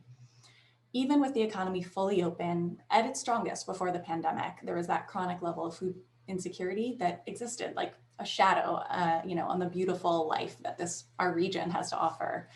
So when we think about long-term solutions, we have to consider what economic or social supports or policies can improve economic opportunity and stability for these groups. And when we look at what works nationally and globally, we find that things like housing assistance and free childcare, which can free up a household's buying power for food, make a big difference. Of course, there's lots of movement in those areas locally, so anti-hunger advocates can plug into that and support it. And we can, at the county, also try to figure out if there are any gaps to fill in the county's existing efforts to support economic opportunity and support food assistance, and look at the various income or expense assistance programs that we have and how they can better reach people in need. We need to figure out what barriers people may face to accessing the supports that already exist, which USC's sort of intended future research, we're hoping can help with. And we need to build the long-term capacity of the charitable feeding sector, those hundreds of community organizations that provide free food, but many of which struggle with unreliable funding or insufficient equipment or infrastructure. And of course, sorry, you might hear my dog making some sounds in the background there. We need to improve physical access to healthy food in those communities without many healthy food outlets, as Kayla was referring to, the food deserts, and address those and other barriers and systemic inequalities in access to healthy food. The USC research on the food environment will be very helpful in this regard. Characterizing and quantifying the current issues in the food environment will help us figure out what types of changes to prioritize through policy or partnerships with the private sector. And we want to coordinate with cities on this because you all can play a key role in addressing these issues in your jurisdictions.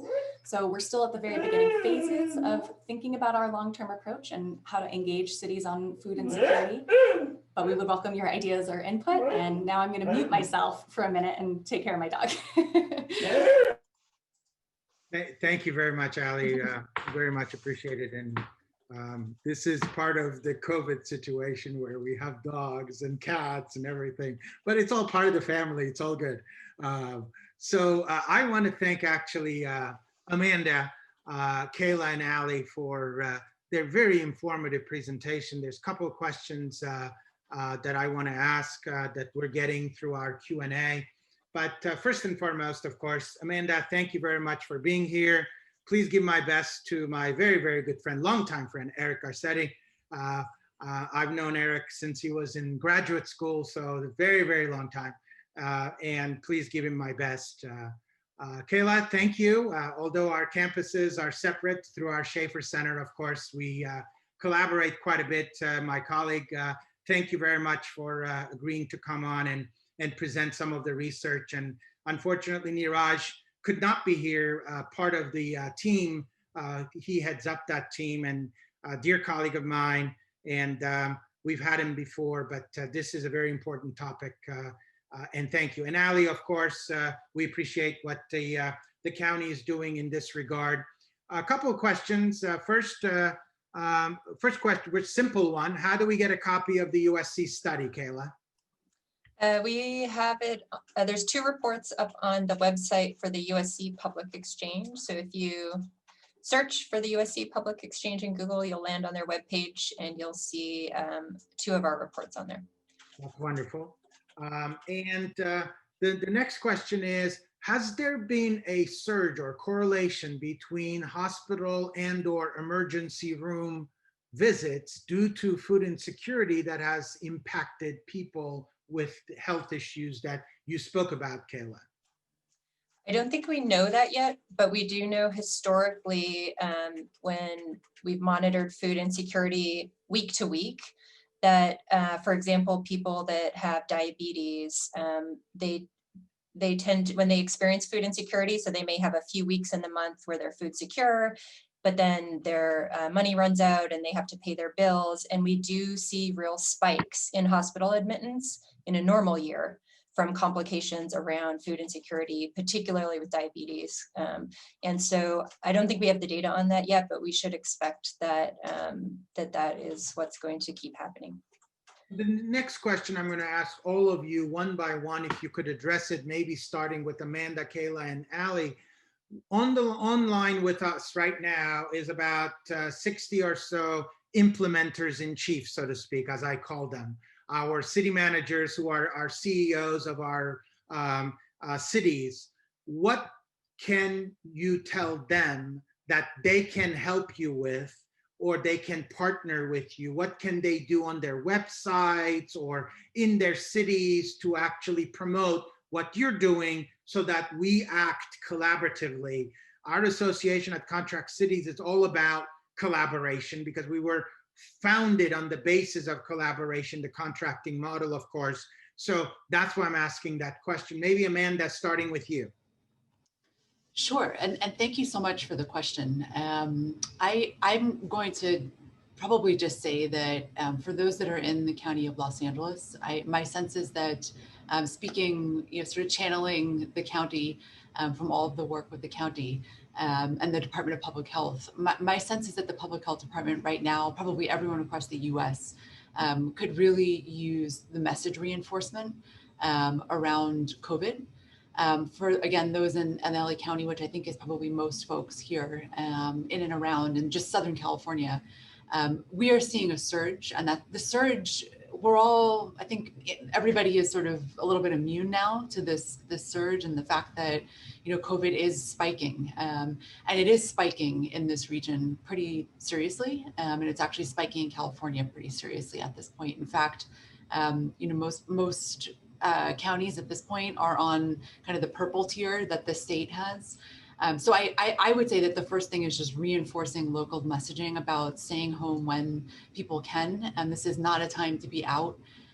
It's certainly not a time to be out at parties. It's not a time to be out without masks.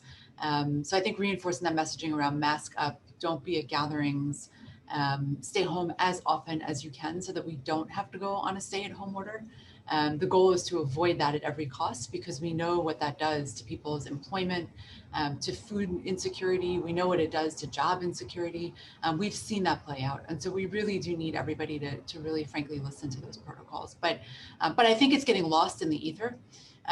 So it would be really helpful, I think, for everybody to sort of reinforce that same messaging and underscore the importance of doing that, yesterday, because every day we don't do it, with the rate of how quickly COVID moves and spreads, everything we're seeing today in terms of our numbers is a result of what happened 2 and 3 weeks ago.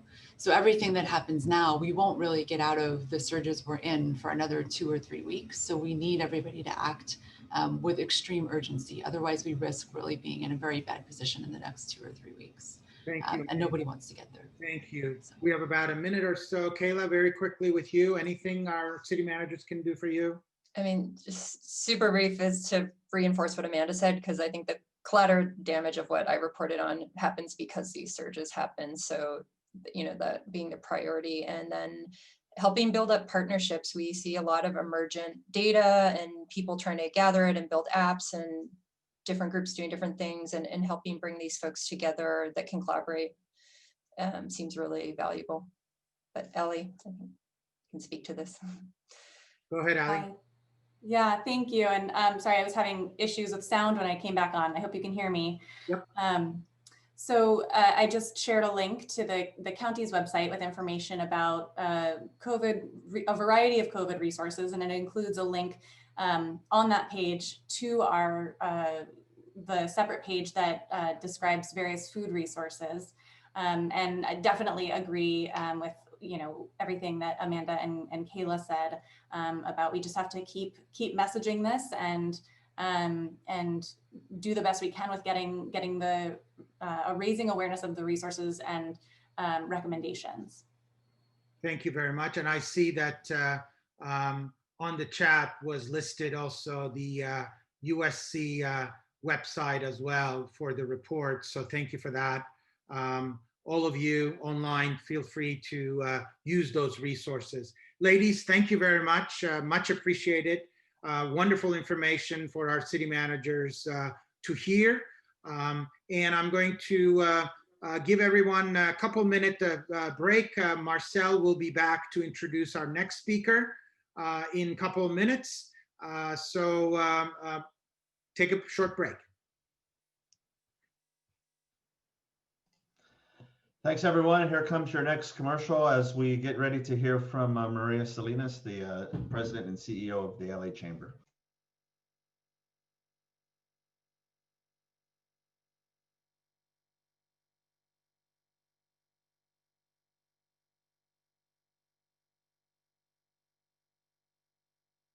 For Trepepi Smith since our inception. It was one of our first stops on the local government circuit when we were just an army of one. Today, we have 23 staff working daily to help cities communicate, educate, and engage. As cities have risen to the challenges of 2020, we've sought to help at each turn. From a COVID portal in Duarte, promoting alfresco dining in Paramount, celebrating community spirit in Lift Up Lomita, and letters from the mayor in Indian Wells. Trepepi Smith is working side by side with our cities to deliver for residents. Let's keep pushing forward together.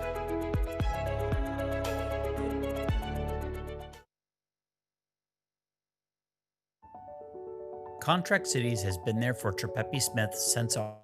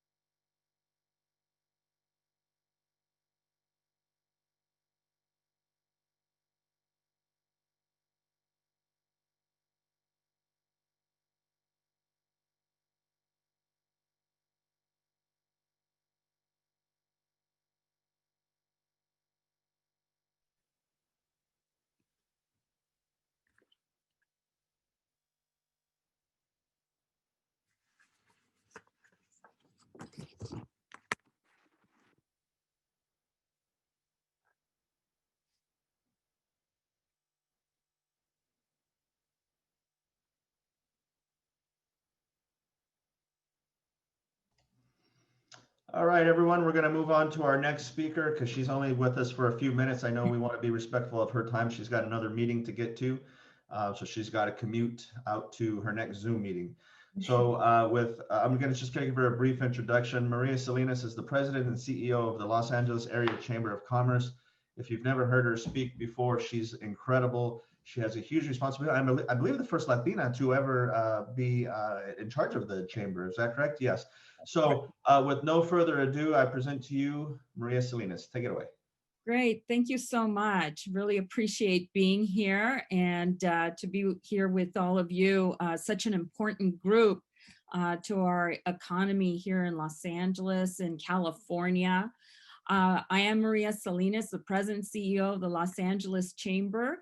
The LA Chamber is a regional chamber here in the Southern California area. We actually oversee 5 counties. I know a lot of times folks say, oh, you're the chamber for LA City or LA County, but we actually work on a regional basis and look at issues on a region-wide basis, and things like transportation, are region-wide issues.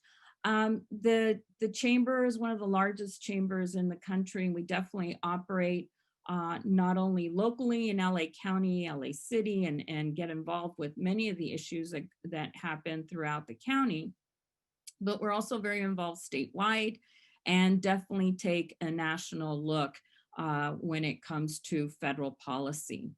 For me, I've been at the chamber for about a little over 2 years. I did come from the business world, so it's really been an incredible journey to lead this organization that has been around for over 130 years. We are what I would call the advocates for business, and our primary work is around the public policy space and ensuring that our region and California can remain business friendly, and that we're empowering those job creators to create the jobs here in Los Angeles, to start jobs here, and to have businesses grow here. And so we do that through a variety of things. But one of the things that I did want to speak to all of you about is a little bit about the trends that we're seeing, about what's going on today with the COVID space.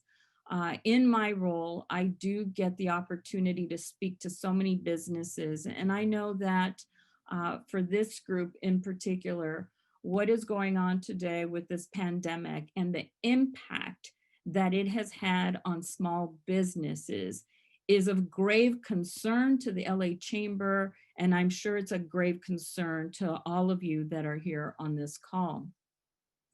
The LA Chamber has been working with LA County through many of its economic recovery efforts. I just had the opportunity to complete my service on the governor's task force for business and jobs recovery. That report of the convening that the governor did on economic recovery is actually going to be issued tomorrow. So I am happy to provide that report to this group if you don't get your hands on it first, but definitely the work of bringing leaders together statewide to try to figure out how can business and government, community leaders collaborate to ensure that there's a great economic recovery. One of the things that we have seen during this pandemic, and I know that I didn't get to catch the full discussion just prior to this, but I did hear part of it. From a business perspective, what we've seen is businesses evolve, businesses transform, businesses define a new business model for themselves to be able to survive this pandemic, to be able to survive being shut down, to plan for even potential additional shutdowns. And you see what's going on today with this surge of how that is impacting businesses. You all know that one of the most important things that organizations need is a little bit of certainty to understand of how to plan going forward. Well, without that, what we are seeing is that the business community has certainly been disrupted. And what we've seen is that certain businesses that are able to rethink their model, that are able to take advantage of the opportunities that have been created because of the remote work or the distance working from home, that has created a different way of doing business in Los Angeles. And those trends include things that I'm sure are not foreign to any of you here. It's things like, moving into an economy, an e-commerce economy. Yesterday, I had the opportunity to listen in to Gene Soroka from the president of the port speak about the uptick in e-commerce and how shipments are coming in and that those are all goods that need to go out. Well, that's a different way of thinking that consumers are now taking on. They're not walking into those retail locations, they're ordering online. They're ordering not only the goods that they are looking for their own homes or their business, but also when you think about their things like delivery of food, they're not walking into those retail locations. So we've definitely seen how technology has impacted businesses and how businesses have had to rethink just the way that consumers are working. And that has had a grave impact on Main Street. One of the things that we have seen at the Chamber is how much small businesses have been impacted in such a negative fashion. And when you think of LA County, one of the percentages that, one of the metrics that was shared with us by LAEDC was that over 93% of small businesses have less than 20 employees. So you probably see that in your own cities, just when you walk down your commercial centers and you see the small businesses. And today you've seen the gravity of the situation that they're under. They've either closed temporarily or they're operating on a half-time basis or even less than that. Or in some cases, they have closed completely. This is something that the Chamber has advocated for, ensuring that our federal government puts forward a relief package that can help support small businesses, packages that can help support cities and governments so that you can create your own funding sources for some of those small businesses that are really needing the capital and the cash requirements to make it through this period. That is probably one of the biggest, the largest thing that the Chamber has done over the last couple of months is to really work with our federal government, with the state government, even in LA County, to ensure that there are funding options for some of the small businesses that are really struggling to keep their doors open. And I think one of the biggest impacts, when you think of LA County and you think of all the industry sectors that thrive here, it isn't just that we're not a town that is driven by just one sector. We have media and entertainment. We have hospitality and tourism. We have one of the largest hubs of manufacturing. And you can't ignore the fact that LA, this region, is about global trade. We have the ports that, as Gene Soroka said yesterday, it's the port of America. And that creates a huge industry around logistics and goods movement. Healthcare, aerospace, I could go on. All of these sectors rely heavily on our workforce that is here, on the small businesses that are part of that supply chain. So it is something that we take very, that is very important for us to ensure that there are systems in place, because you know that many of the small businesses that are in our neighborhoods don't have the safety net. We have small businesses that range in size, from the very micro enterprises to some that are more sophisticated, that have the infrastructure within their own organization to be able to handle legal matters and banking matters. But there are several that don't have that type of infrastructure. And I think hopefully within your cities, you're aware of where they can find resources, where there are small business development centers, where are there technical assistance programs and small business loan providers that can really bridge the gap for some of the small businesses that we find throughout LA County. I really believe that this pandemic has not only shown what an economic crisis that we're under, and certainly a health crisis that we need to handle, but it has also shed light on the inequities that exist in our own communities. I heard a bit of speaking about the food insecurities, but without a doubt, you know that housing is an issue. You know that public transportation is an area that when that shut down, that really caused a problem for a lot of the essential workers that didn't have a means to get to their place of employment. So these disparities and inequalities to access opportunities, to access basic resources that are needed. I'm very proud that the governor's task force took that into account as it looked into a plan for economic recovery. And that is one thing that I think you'll see in the report that comes out tomorrow, that the equity piece to everything that we're looking at from an economic recovery standpoint needs to be front and center, because we can recover, we will recover. We're a resilient community, we're a resilient region. We have demonstrated that in the past, but the question is, how are we going to recover and who is going to recover? It has to be a recovery that works for all in our community.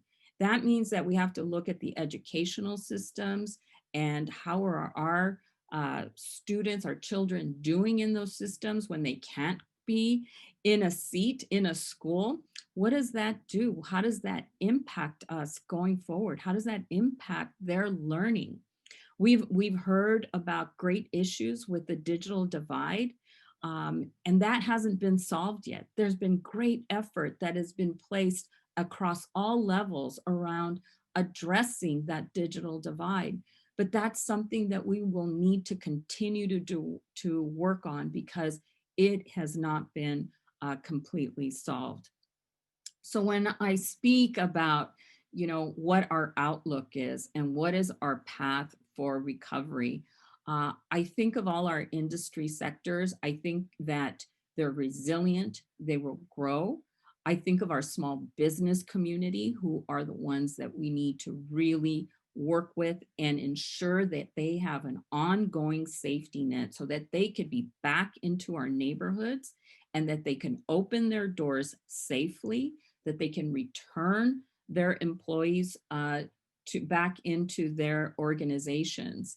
And that's where we need to really think about, what are our values? What are the systems that we're going to put in place to ensure that they are, that they have that safety net that is needed?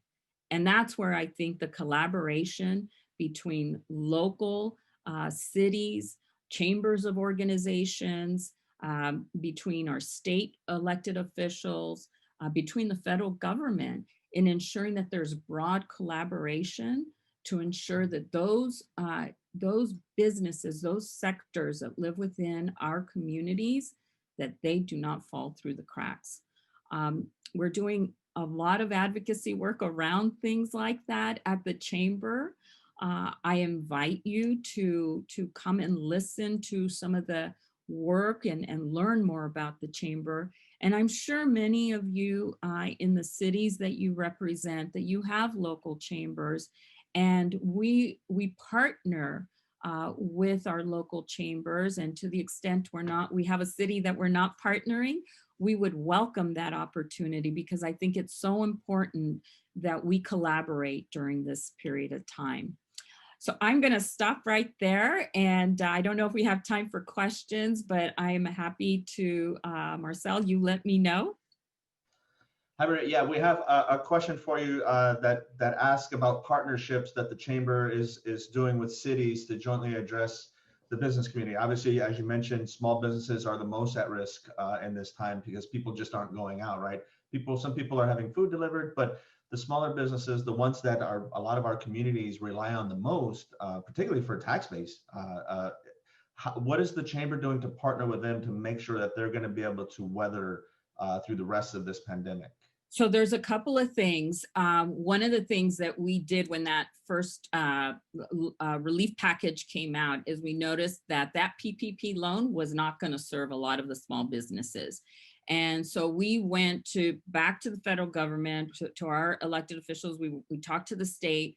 Ultimately, what happened, and hopefully many of you are aware, that LA County and LA City partnered up to create what was called the LA COVID Fund.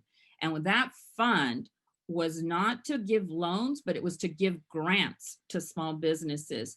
So we partnered with the county and the city of LA, as well as with several CDFIs, to ensure that we were getting that information, that we were providing technical assistance to those small businesses that needed to shore up their cash requirements. That's on one side in terms of providing that support. On the public policy side, we have seen a lot of public policy that we believe is detrimental to some of our very small businesses when they are trying to figure out how to just keep the doors open, and we want to layer additional regulations on them. We're pushing back and saying, not now, not now. And so we would partner with some cities and their local chambers, and even some of the business owners within those cities, to really speak to our state legislators to make sure that they were hearing from folks on the ground and not just the LA Chamber. The LA Chamber has over 1,400 members, but about 68% of our members are very small businesses. Yeah, thank you, Maria. We really appreciate your time. We know it's a challenging time for businesses right now, small and large, regardless. And the PPP that came out early on and the pandemic earlier this year was not nearly enough. It was intended, I think it was like 6 weeks to keep people afloat, right? And here we are 6 or 7, 8 months later, and we haven't seen a second bill for that. So we appreciate all the work that you're doing. Thank you for taking some time out of your busy day to join us today. And for those of you folks that are out there, we're going to take another quick break as we get set up for our next panel. So bear with us. Great. Thank you very much. Thank you, Maria.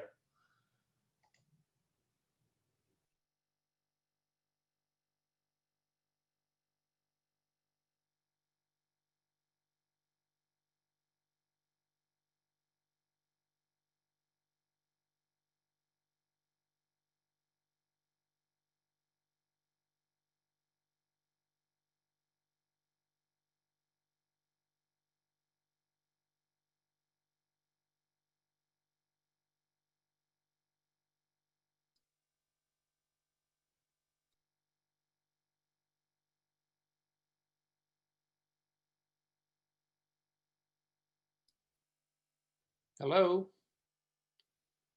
Hey, Joshua. Hello, Joshua. Hello, Joseph. Hey, Professor, how are you? It's good to see you again. It must be, I don't see it, but it must be Brad speaking. In the mid 70s, there was an insurance crisis. Case law was finding that there were liabilities associated with cities that some insurers hadn't really perceived before. The Contract Cities Association had an infrastructure in place to address a variety of issues, and so they put their city managers committee on the task of trying to come up with a solution for this insurance crisis.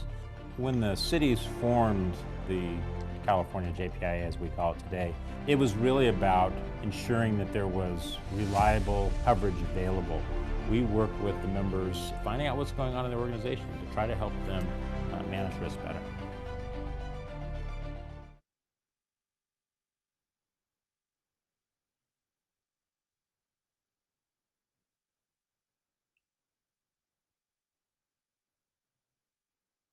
we're on a couple-minute break right now, so I'm going to come back and introduce our next panel.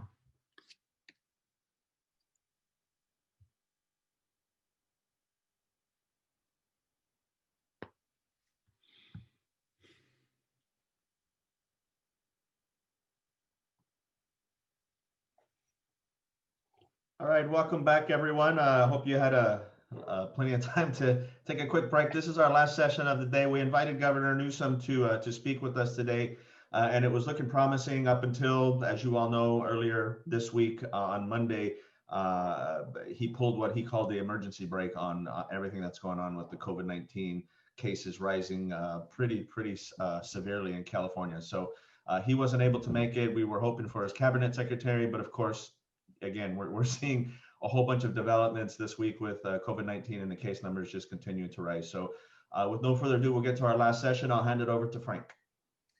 Thank you, Marcel. I'm sorry about that. Yes, indeed.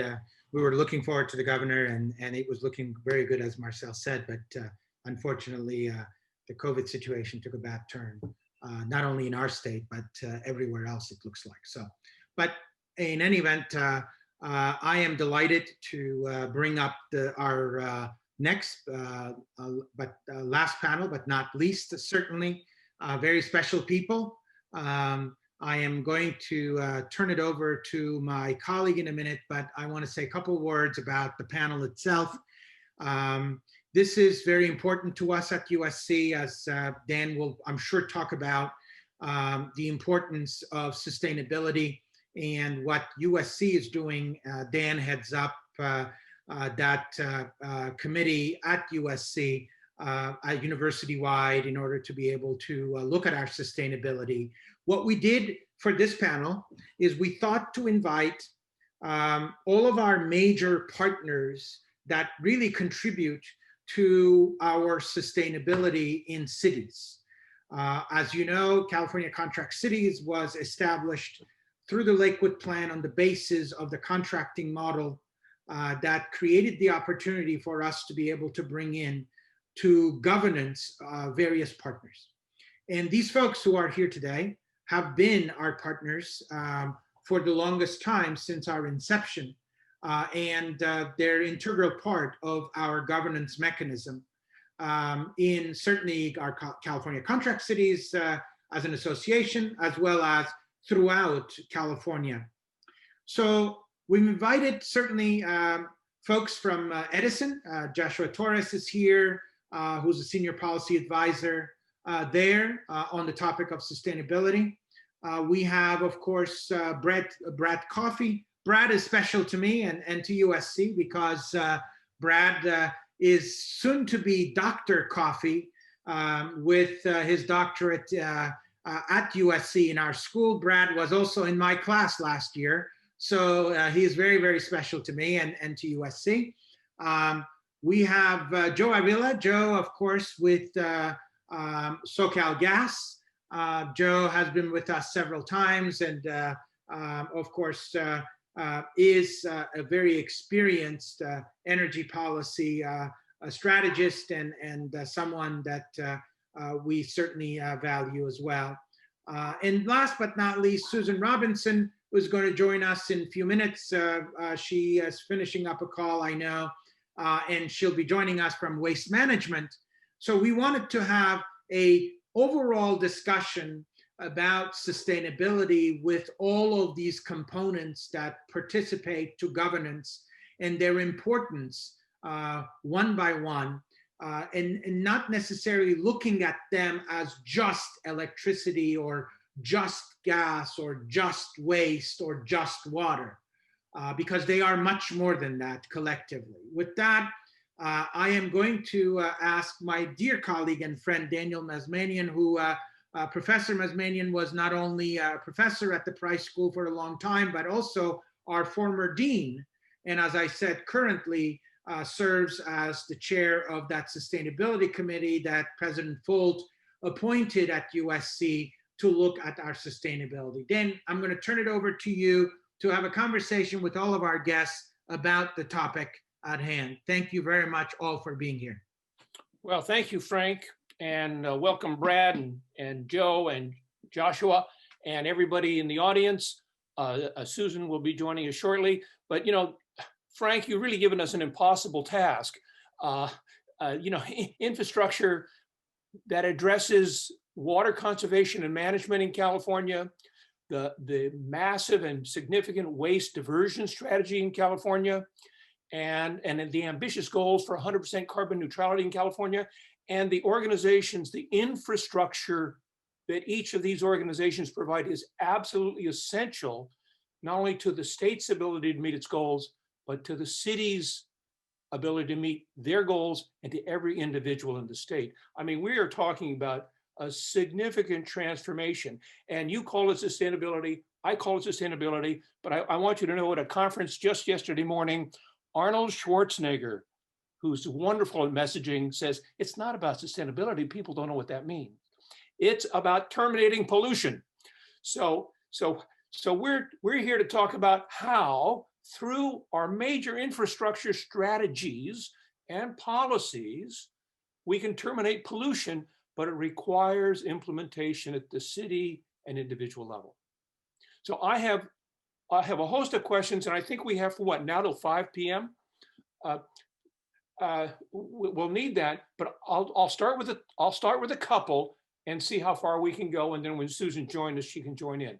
But let me start with, if you will, with Brad, if I will, but it's the question to everybody. We'll just start with Brad in water. The question is, how's the Metropolitan Water District taking action now to reach California's and your own organization's water management, but also carbon and waste goals? What is going on? Brad, enlighten us.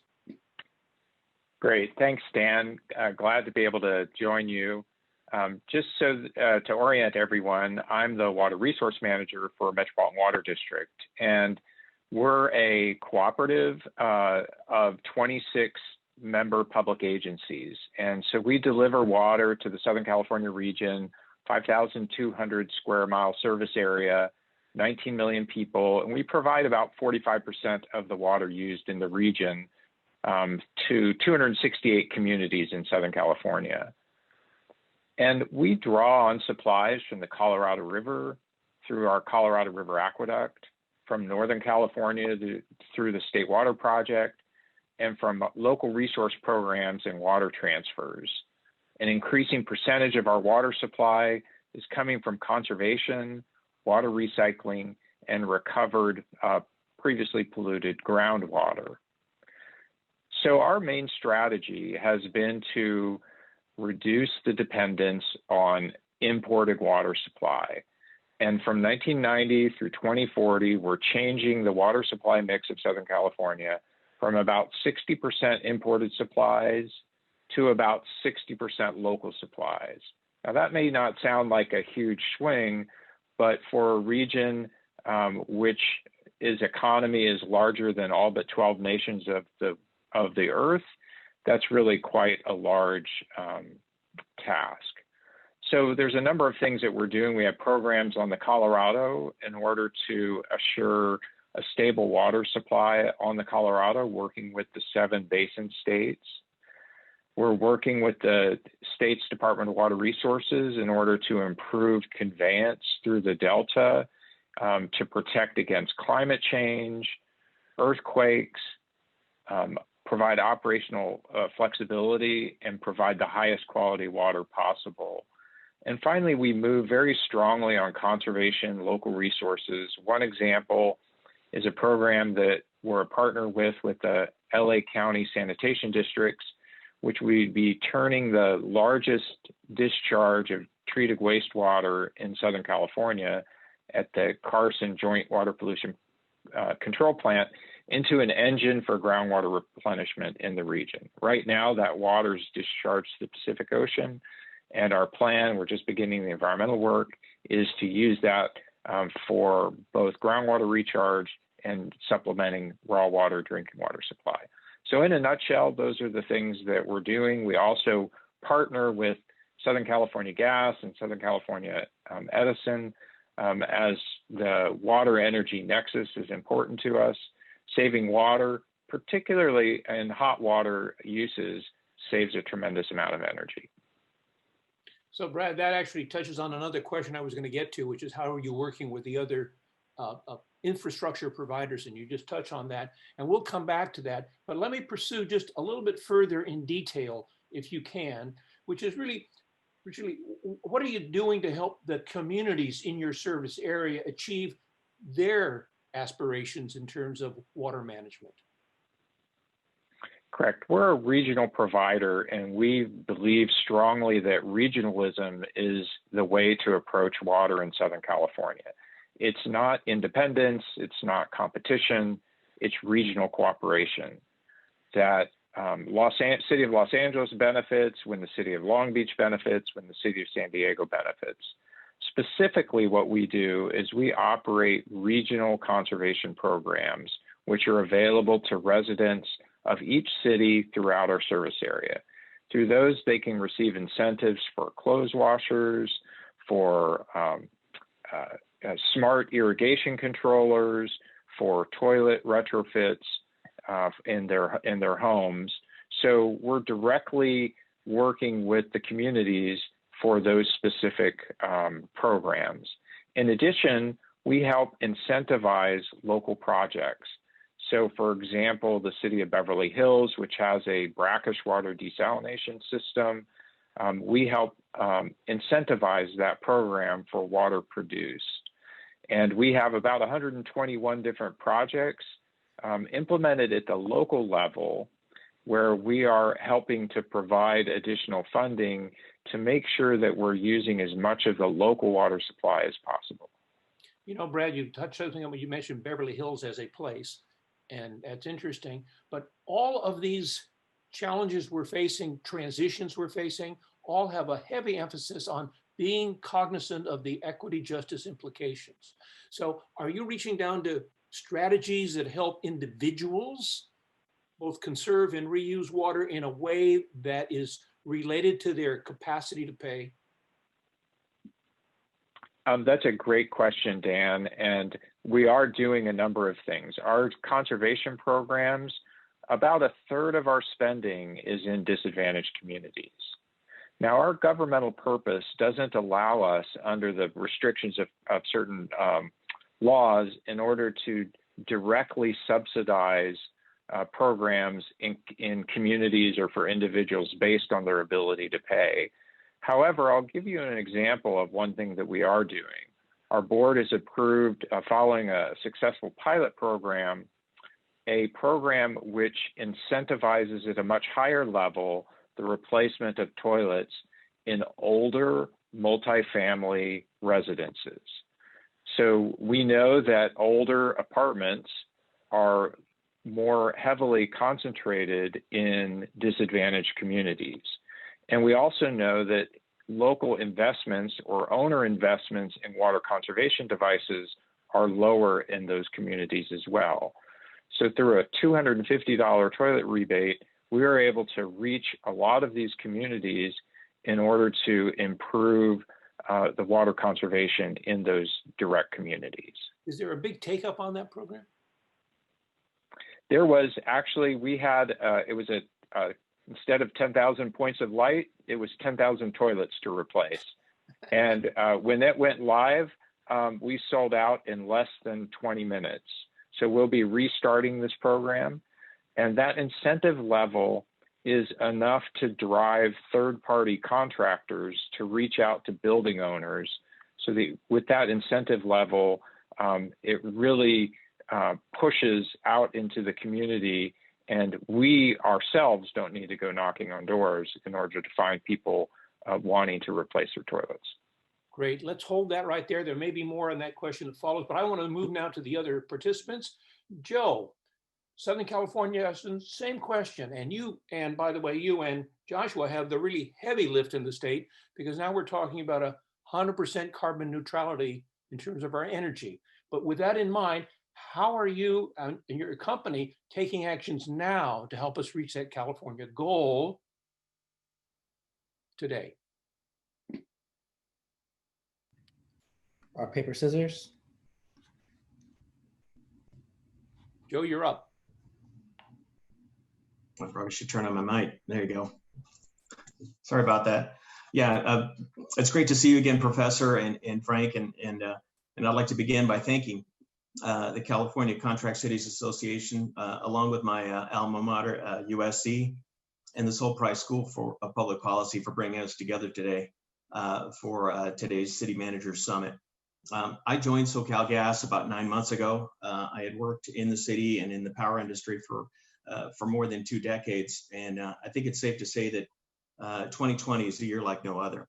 And while in so many ways this pandemic has been the worst of times, particularly in terms of loss of life and its impact it's had on the United States and around the world, it also, I believe, served to bring out the best in our communities, as well as from governments and companies who had to come together to build solutions. In addition to COVID, California's experienced a lot of challenges this summer, but there's been, at least my sense was, there's been a prevailing sense of we're all in this together. And it's exactly this spirit that we must now adopt in order to tackle the myriad of complex environmental issues which are affecting really everyone. At SoCalGas, we recognize that our company needs to chart a new and sustainable course to terminate pollution, if you will, on our planet, or face the worst consequences of climate change. This focus on sustainability is particularly important in California and to its regulated utilities like SoCalGas and Edison, as we navigate toward building a 21st century energy system that is clean, resilient, affordable, and increasingly integrated, to your point earlier, between gas, water, electric, and water treatment systems. Our new CEO, Scott Drury, and President Marion Brown have set a mission to build the cleanest, safest, and most innovative energy company in America. The fact is that California cannot achieve these climate goals if SoCalGas is not successful in achieving its mission. Simply stated, California needs decarbonized molecules and electrons working together if we're to realize our climate change objectives. The flexibility of the gas grid enables renewables, and natural gas's complementary relationship with solar power is indisputable, as evidenced by this summer's heat storms. In the coming years, SoCalGas hopes to work closely with other California utilities to operationalize hydrogen options, as well as state and local governments and policymakers to deploy at scale now term fuel technologies like renewable natural gas to drive system level change. As we move toward these goals, SoCalGas hopes to demonstrate that a fully decarbonized energy future is not only achievable, but more importantly can be done without leaving our most vulnerable customers and communities behind, as mentioned by Maria Salinas earlier. Making a carbon-free solution available to everyone and helping all communities prosper equally. Everyone at SoCalGas is optimistic, and this can be achieved in the next decade in order for us to achieve the climate action goals. And we are fully committed to supporting California's environmental goals and objectives and playing our part to move the world closer to a carbon-free future. And I'll stop there, Professor. Well, John, I want to come back, and this is going to tie in, of course, to what Joshua has to say also, because it really is our entire energy infrastructure. But I've been on another conference yesterday and again this morning. Sounded like it. Which is looking at the numbers, which is the formulating the numbers and scenarios about these futures. And one is that carbon neutral or carbon free gas is going to be more expensive, at least in the next 5 to 10 years relative to other sources. And the question is who pays? And to what extent, not only who pays, but on an equity basis, how do we adjust those payments? Do you have any thoughts on that you can share? Because the cities are going to be facing this at their utility bill. Well, I had worked for the city of Los Angeles for almost 20 years as an analyst, a chief of staff, and then more recently with the Department of Water and Power. And I spent a lot of time in some really humble homes, certainly as chief of staff throughout Los Angeles. So those experiences were not lost on me, Professor, I could tell you. So I guess the beauty part of that is I carry that, and it helps inform decisions that I made both at the department and at the gas company.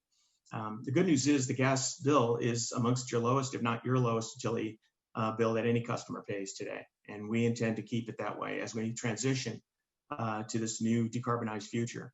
I was in the rooms when solar power was laughed out of the room. We had a lot of developers who came out who said, yeah, we want to introduce this new technology. It's renewable and it's going to be terrific. And, because from a price perspective, it was completely out of sync with what any utility at that time would be willing to pay. I mean, literally, the engineer said, "There's no way it's going to work. It's too expensive." It's, you know, there was any number of excuses for not using it. Well, fast forward to today, and it's amongst the cheapest energy that we have. You know, it's on par with natural gas for 6 hours a day. You know, it's a great source, and we're going to be in California, certainly because of our climate and things, are going to be relying on it increasingly over the years as we move forward to this decarbonized future. So it wasn't born on third and didn't hit a triple, Professor. You know, a lot of subsidies, a lot of financial support was provided, legislative support to ensure that we had the renewable portfolio standard. Those set, you know, mandated goals for us to achieve these different objectives. And now we have with SB 100 a new goal to achieve these decarbonized objectives. So we're going to need a combination of things. We're going to need help legislatively to get mandates so that we can start to take some of these fuels that we're doing now on our own nickel, you know, and shareholder dollars at SoCalGas to explore renewable natural gas. We have RNG right now in our pipes, and we're working with the dairy industry to help mitigate the challenges that they have in the Central Valley. I mean, we have this thriving dairy industry, you know, third and fourth generation dairies. We don't want to chase them out of the state, but there is a considerable methane challenge that they're creating, and they're aware of it, you know, keenly aware of it. And we're working with them to mitigate that problem and to convert that waste material. And they've got this virtuous cycle where they have the cows there, they produce, they wash them down, that water material and organic waste gets moved over to an area where we then convert that into natural gas, and it goes directly into our pipes, and it's being sent to our customers as we speak. But to your point, you know, it isn't as cost effective as natural gas. The same thing with hydrogen. We've been and talking to a lot of utilities, in particular the Department of Water and Power, my former employer, who's looking at developing a fairly sizable hydrogen facility out in Delta, Utah. They've got a 2,000 megawatt coal facility that's still operational as a coal unit. It's going to convert to a combined cycle unit very shortly in 2025. And then thereafter, we're hoping to utilize salt caverns that they have naturally, you know, these natural salt caverns that are ideally suited for storing gas. And our hope and expectation is we're going to be able to develop not only that project, but also projects in basin to provide hydrogen. We also spent time just recently with officials from Japan and Europe. Japan, as you may or may not know, Professor, will have a completely hydrogen-based Olympics facility. All of their Olympic facilities and their stadium and whatnot, all of that will be hydrogen-based. They're going to have a hydrogen fleet that'll move the athletes around. It's going to be pretty incredible. So Japan and Europe, quite frankly, are quite a bit ahead of us. But at the end of the day, to your point, we've got to do this in a way that we don't disadvantage communities that are already carrying more than their share of the financial burden. Again, that's where my orientation lies, that we want to do it in a way that's equitable. We have to do this. I mean, you know, I loved Brad's point that this is going to take all of us working together. I mean, I'm new to this company, and one of the challenges, and quite frankly, one of the things that I intend personally to ensure is that we work more cooperatively with everybody. There is not going to be a silver bullet to solve this. It's a problem that's affecting obviously California and the US and the rest of the world. No one has the solution or the answer today. But I think collectively with the great minds, especially California, you know, as California goes, so goes the rest of the world. And I believe that we'll have the answers in this state, and working with some of the folks on this call, we'll come up with a solution that will be equitable and that will address in a sustainable way the challenges that we're having with the climate. And I'll stop there. That's all right. Very impressive. Welcome to the game. It's all hands on deck. Joshua. Let's turn to you about Southern California. I'm getting confused. I want to turn to Joshua about Southern California Edison. I'm sorry. Got to keep track of who we're talking to here. Okay, Joshua, you're up. Same question. What are you doing? What are the challenges? How are you addressing the equity justice while you're doing it? Absolutely. How much time you got? I said till 5, but Frank, I don't think he's with us on that one. I'm just kidding. Yeah, so thank you again for inviting us to speak. We're super happy to be here and share, you know, what we're doing to help California and all of our customers participate in this clean energy transition. And, you know, a couple of years ago, we released a white paper outlining how California can achieve its ambitious environmental goals. Our entire corporate strategy is based around this transition off of fossil fuels. Everything that we do is about helping our customers to participate. Every maintenance project, every new customer program that we're rolling out is designed to help with this clean energy transition. Our pathway paper outlines a vision for how California can achieve carbon neutrality in a way that is both practical and affordable with an eye towards equity. This involves decarbonizing the electric grid, which we've already made a tremendous amount of progress at, and using this increasingly clean energy to help other parts of the economy transition away from fossil fuels. Last year, Edison delivered 51% of the electricity that we delivered to our customers came from carbon-free sources, things like wind, solar, and hydroelectric. Our paper calls for increasing this amount to 80% by 2030 and 100% by 2045, which is actually more aggressive than the state law. We will be maintaining reliability by modernizing the electric grid and scaling up the use of energy storage. We have committed to spending between $4 to $5 billion each year in modernizing the grid. I know there's a lot of city managers that are on the call right now, and I'm sure they're very intimately familiar with all the projects that our crews are doing in their cities. But literally every pole replacement, every 4 kV cutover, every mile of covered conductor is critically important to make sure that we have a reliable grid of the future that can support this clean energy transition. Customers will also be playing a very important role in helping to maintain reliability. Smart technologies will help customers control when and how much power they consume, helping them save money, while also providing valuable services to the grid, and all doing this without sacrificing any type of comfort. We also forecast that about half of our customers will have some combination of solar plus storage, and these customer-owned resources combined with a modernized grid will help us to maintain reliability and make us more resilient against disasters like heat waves and wildfires.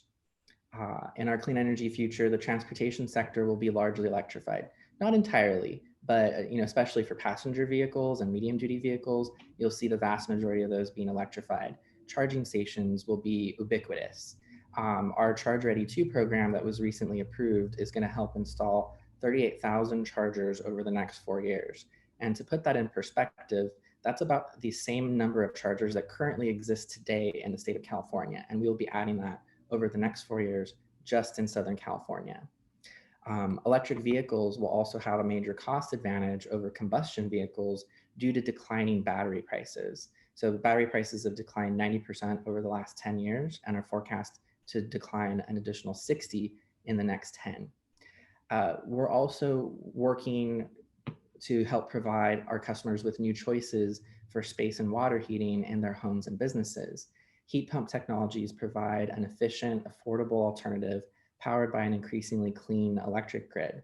As the price of these technologies is continuing to drop, we are starting to offer programs and rebates to help accelerate this change and provide customers with new choices powered by clean energy. And some of our stakeholders have asked whether the electric grid will be able to handle the increased demand of all these millions of electric vehicles and all electric buildings. And the answer is emphatically yes. Based on our data-driven analysis, we project that our grid and energy supply will keep up with the additional demand for electricity through 2030 and beyond.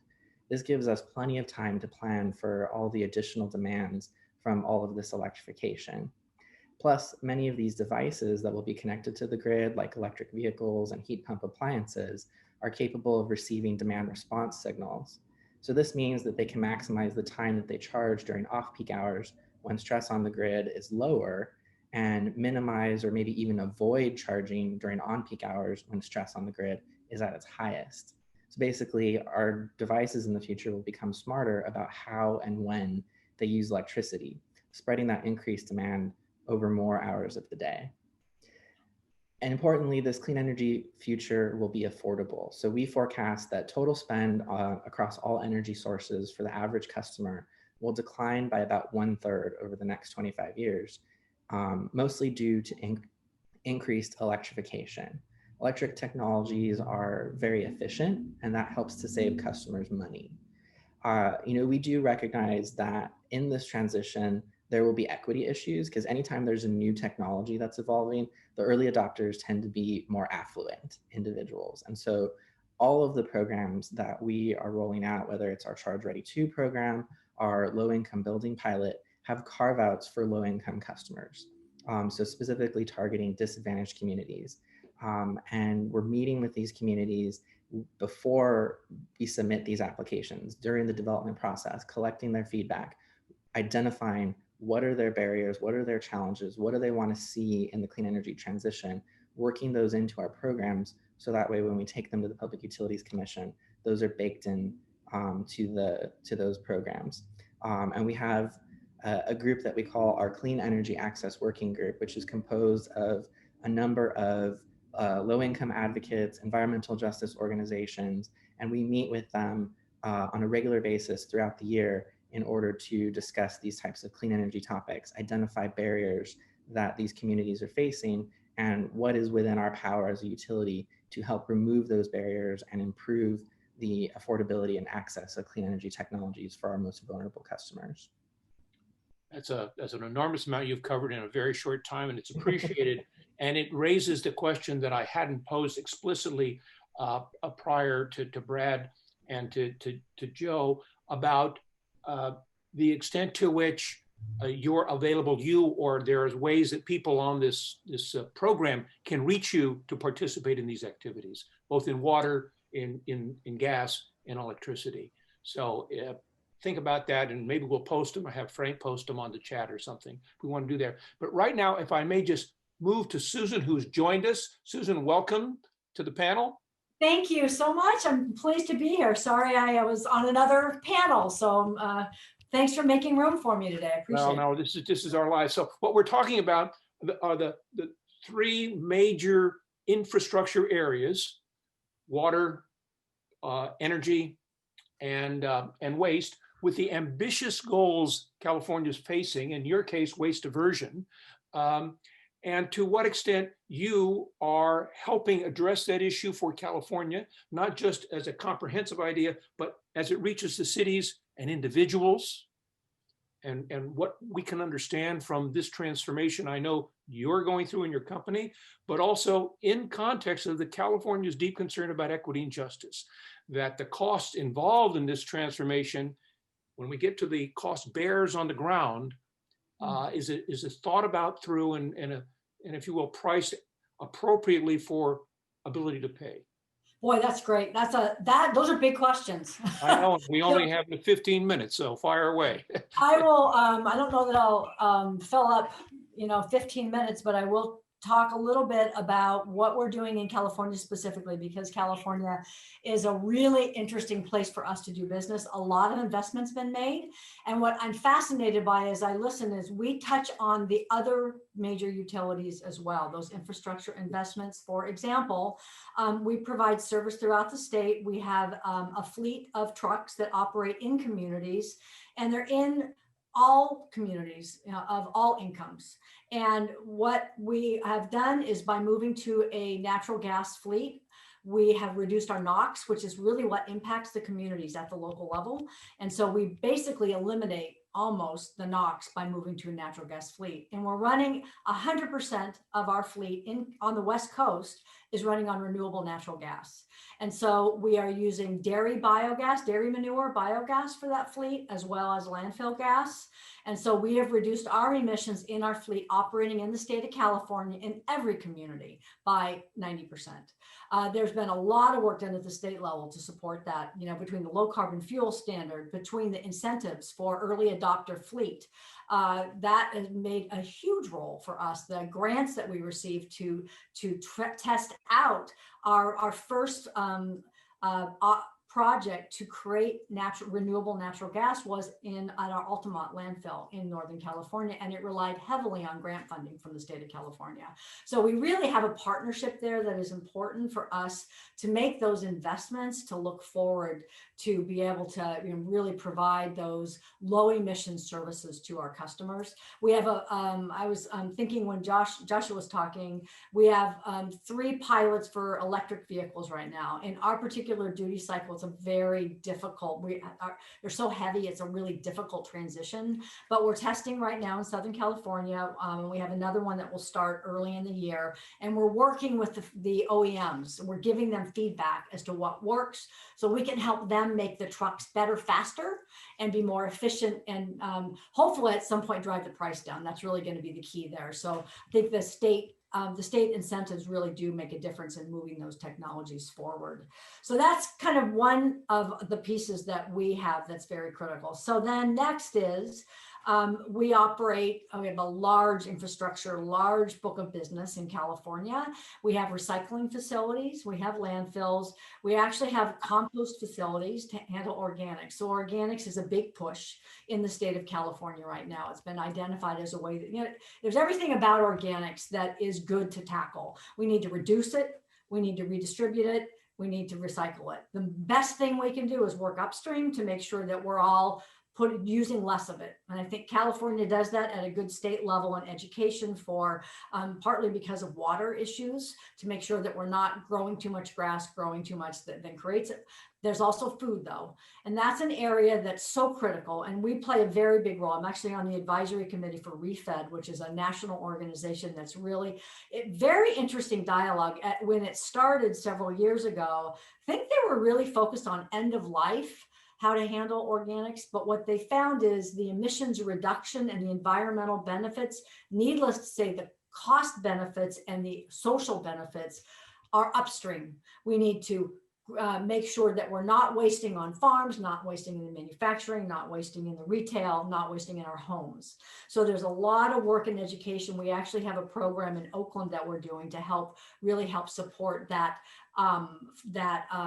redistribution, so that we're not ending up with food going into the landfill. We find we do a lot of consulting with customers, commercial customers, to help them understand nobody likes dealing with food at end of life. It's messy, it stinks, and it's expensive. So we work with them to help them reduce upstream and really focus their efforts and to show them how to reduce their cost and their emissions by buying less, wasting less, being smarter about how they manage their food waste. So we actually have a consultancy group that does that work throughout the country and in the state of California as well. Then when we start, we kind of start moving, and I would say California with 1383, we've been very engaged in how we implement that to ensure that we are working with our local communities to make sure that all of the pieces of that legislation are implemented from the regulatory perspective. And then when we get to the recycling end of things, I'd say that's an area certainly we have really taken a leadership role. And California is a really interesting state because until 3 years ago, really we were exporting, whole West Coast, but California, exporting so much of the material that we collected for recycling. That's continued to restrict and restrict and restrict. We now are finding that we're shipping more domestically. We've made the decision not to export residential plastics. And we are continuing to work to make sure that more and more of our material is handled domestically from all of our operations. So that's been a really interesting challenge specifically for California, where a lot of material is recycled and the markets we don't have a lot of manufacturing industry in the state of California to buy that material. So we actually are doing a lot of work right now to address it's an interesting one. This week I've really been focusing on. In the United States for about 30 years, we've grown our recycling market, and we've grown the collection supply portion of it in the United States with little regard to the end market, to use that material in the manufacturing process. And we've had the safety valve, which was China and Southeast Asia. So when we couldn't find a place for it here, we could export that material somewhere else. Well, guess what? Those doors have closed, and we still really haven't dealt very well with the domestic demand. So we've seen an increase in paper mills in particular who have said, oh, wow, there's a lot more e-commerce, so I think I can sell boxes if I make them. And because I'm not competing against China for this feedstock, now I can get it really cheaply and I can demand a really high quality product. So companies like Waste Management are investing in our recycling facilities like never before to be able to operate very efficiently and to produce a very high quality product that then we can use to meet our mill customers' demands. So it's an interesting one. You know, we then I guess the one last comment I would make is in terms of the wastewater treatment side of things, we have a technology where we're dealing with commercial food waste, where we're collecting food, and we have something called our core process where we're creating a slurry for the food. We have one of these facilities in Orange County. We create a slurry, and then we're feeding that slurry directly into a digester, and it increases the energy at the digesters dramatically, so they can increase the use of mostly it's parasitic load at those facilities. But in New York City, we actually have a large facility in Boston, a large facility in New York City, and a large facility in New Jersey. We're actually going to be, that energy will then go to make renewable natural gas, actually for the heating, in New York City. So we have a lot of opportunity. I see these merging of the different utilities, and we spend a lot of time now working with the wastewater treatment end of things. We do obviously a lot with fleet. And so it's just a really interesting kind of, I think, time in which, as we deal with different components of the stream and different technology solutions, we are collaborating to find ways that we kind of raise the environment, we improve the environmental benefits of everybody, and look for ways that we can kind of collaborate for long-term solutions. So Susan, you've joined the panel of whirlwind tours through really fascinating transformations within your own sector and your own industry. Let me just say that this whole conversation takes me back to Frank's introduction, saying I'm chair of the USC Sustainability Group that cuts across education, research, and operations for the entire university. And a problem I know we're facing at USC, and I want to bring that out because I'm imagining it might be working in the world beyond USC, which is USC, you know, with 80,000 people and enormous number, 22 schools, and enormous number of 250 buildings. All sorts of questions about procurement, education, research, and our sustainability efforts in it. You may have missed this, but in what Arnold calls terminating pollution throughout your entire process, is to cradle to grave. And we have this committee now that really is the place where this conversation takes place. Very difficult to actually drill down to every single spot from cradle to grave at the university to deal with these issues, but we're trying for the first time.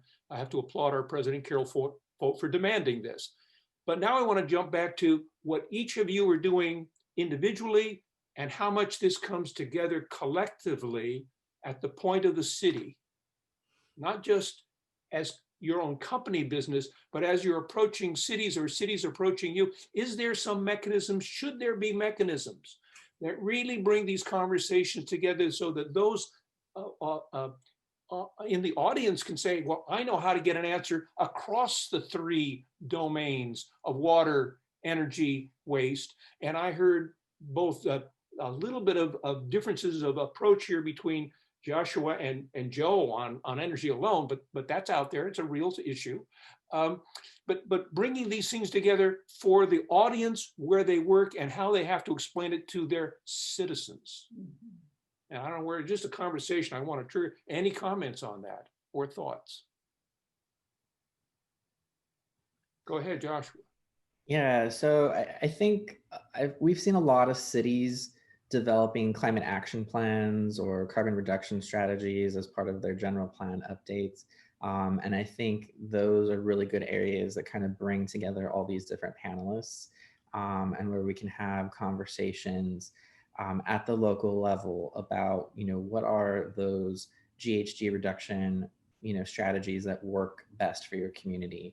And, you know, I know at Edison, we've been working really closely with a number of cities across Southern California, providing them with technical support to help them develop their climate action plans. Well, does that include their water issue? It may not be Metro, but it could be their water supplier in terms of energy, this Nexus issue and waste management? I don't mean the company, but the management of their waste. Well, it's outside of my area of expertise, but, you know, mostly we can help with things like, you know, reducing the GHGs in the electricity supply, We can provide them with strategies for building decarbonization. We can provide them with strategies for reducing emissions in the transportation sector.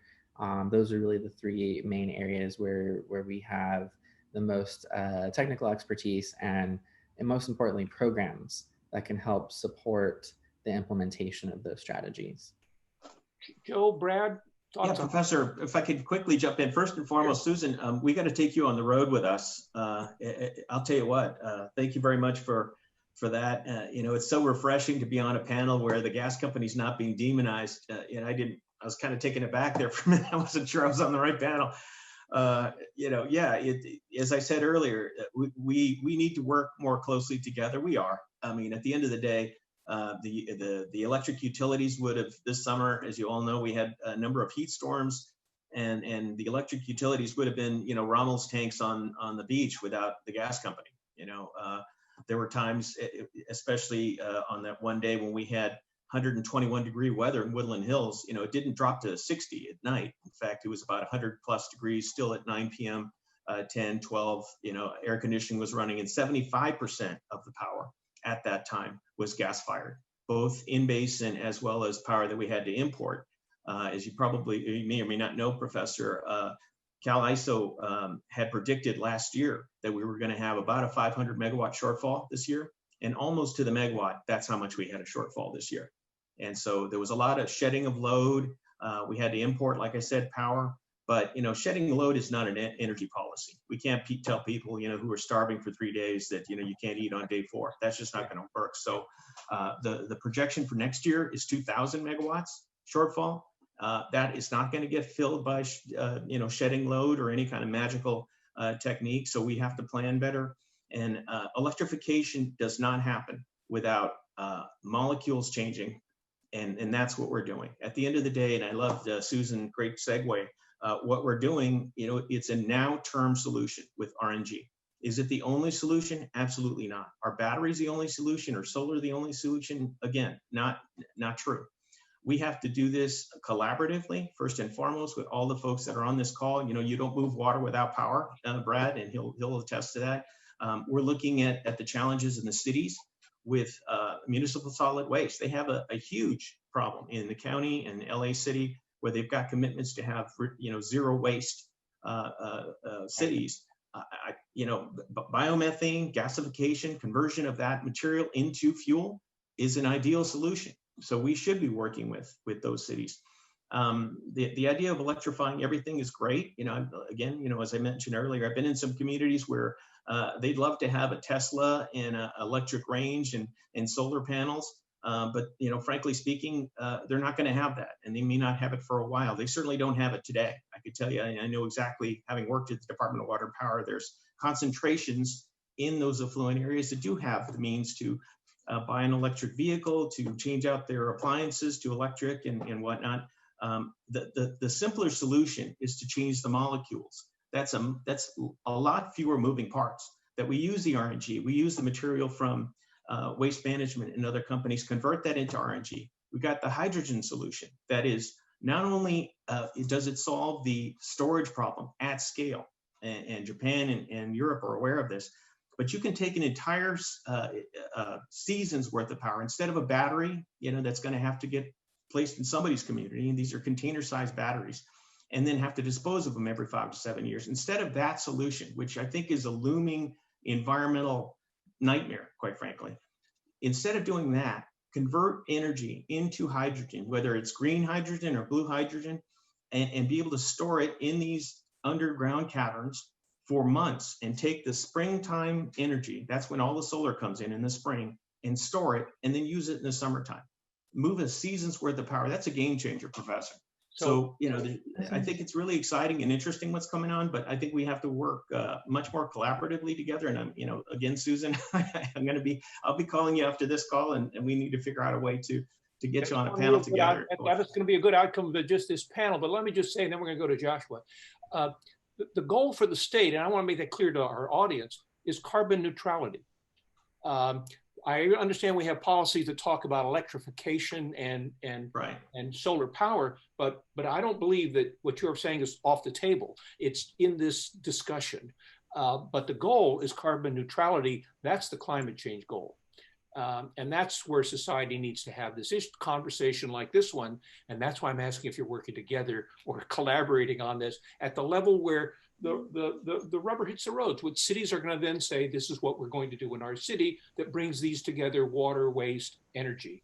And I guess the short answer is yes. As you heard from Susan and I, we're absolutely working together. But there are parts of Northern California, obviously a more affluent part of the state, that are enacting gas bans. I do understand that too. I'm not trying to be naive about it, but I just want to clarify our goal as a society is not what individuals are doing right this moment. Joshua. Thank you. I just wanted to point out a couple things because I know we've heard a lot about the rotating outages that happened this past fall, and I do want to clarify. Our position is not that we need more natural gas. The resources that failed us during the rotating outage were gas-fired generation. The renewables performed exactly as we had planned that they would. Edison's position, along with the position of the CAISO, the CPUC, and the Energy Commission, is that we need to be moving more aggressively forward with our deployment. Our integrated resources plan that we put out at the beginning of the year before these rotating outages happened identified a need for us to accelerate the deployment of these resources. Our analysis is forecasting that in 2045, when we have to meet the 100% carbon-free goal, that there still will be gas generation, but it'll only make up about 6% of the total generation. It'll be used mostly for peaking in those rare instances where renewables are not available. And then, regarding electrification, I also want to clarify too that there are no state policies pushing electrification. There are state policies promoting zero emissions, which is very different. The state's saying we need to stop polluting. How we get there, it's up to you. Electrification is a very cost-effective strategy to get there. And you have utilities like PG&E, which is a dual fuel utility. They, 50% of their revenue from gas, 50% from electricity. And they are promoting electrification. PG&E on their own, without direction from the CPUC, is doing what they call strategic pruning of their gas system. They're finding that it's more cost-effective to electrify in certain instances, not across the board, but in certain instances, it's more cost-effective to electrify rather than to replace their aging gas infrastructure. So just wanted to clarify that. Susan, back to you. What are you hearing? Trying to decide how I want to answer this question. I kind of went a little different direction in that we're working, we have contracts with cities, and then we have within that individual customers. And what we've really done is worked with cities to help to try to educate all of our customers so that we do that. Quite frankly, it's not easy, in our business to do that. We use a lot of social media. And so we're doing a lot more work.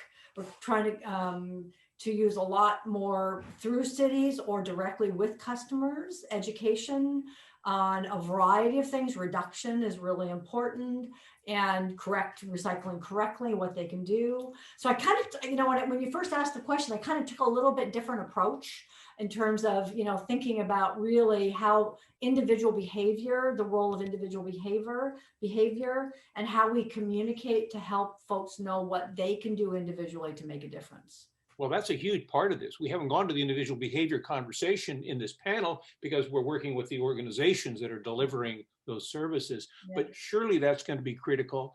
And part of that is going to be convenience. Part of it's going to be price. Part of that's going to be ambitious goals and commitment. And then willingness to change our behavior, not necessarily reduce our well-being or comfort, but change our behavior in accomplishing or in realizing that.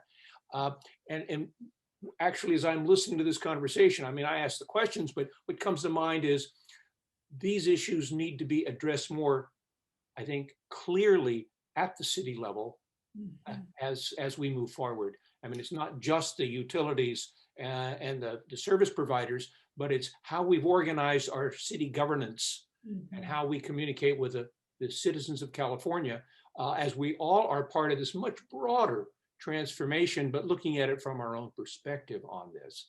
Yeah, I think your point's a good one. We have many cities who have very aggressive goals, and those get built in often to their competitive bidding process. And so then the work that we do is reflective of that expectation that the city has, and we make investments accordingly. We have a really big investment happening that's been going on in Los Angeles right now. We're actually just starting to open up pieces of a new huge facility that will be processing organics to energy, as well as commercial and multifamily recyclables to recycling. And so those are very, and I've heard a little bit of dialogue around this, is very expensive propositions that, quite frankly, there's no place else probably in the country that would make the choice to spend their money that way.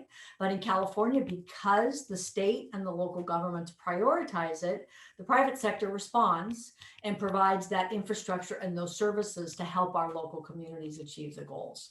So we have multiple examples of that in California specifically, and it really is reflective of local goals often set by the state policies. They all work together to drive that behavior, to drive that investment, and then ultimately the carbon emission reduction. That is really the goal that we all have. That's fundamentally what's driving this activity.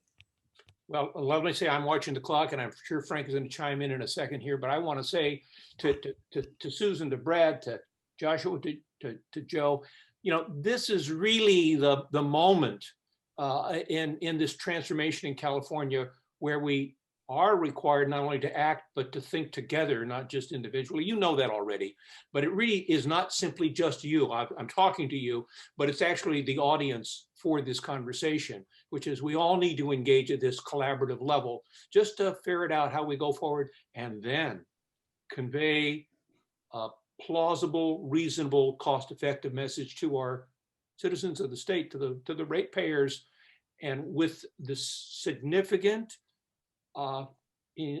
attention to equity and justice. It will not happen without it. We all know that, but doing it is the challenge.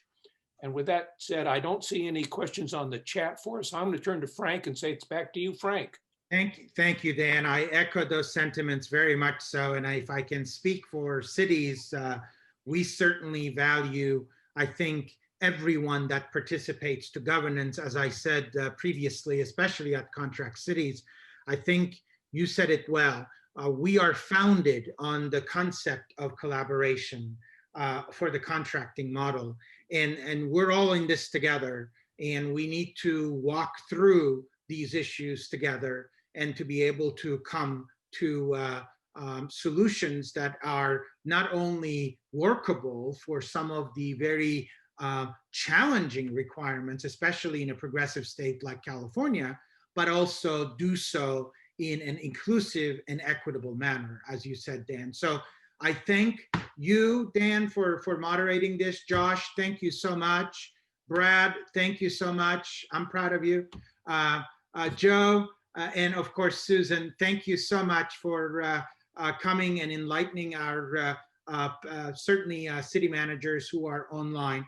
This, if I can conclude the entire morning, this has been extremely valuable, at least to me, as someone that really gets involved in some of these policy-making decisions, as well as an academic, as a pracademic, so to speak.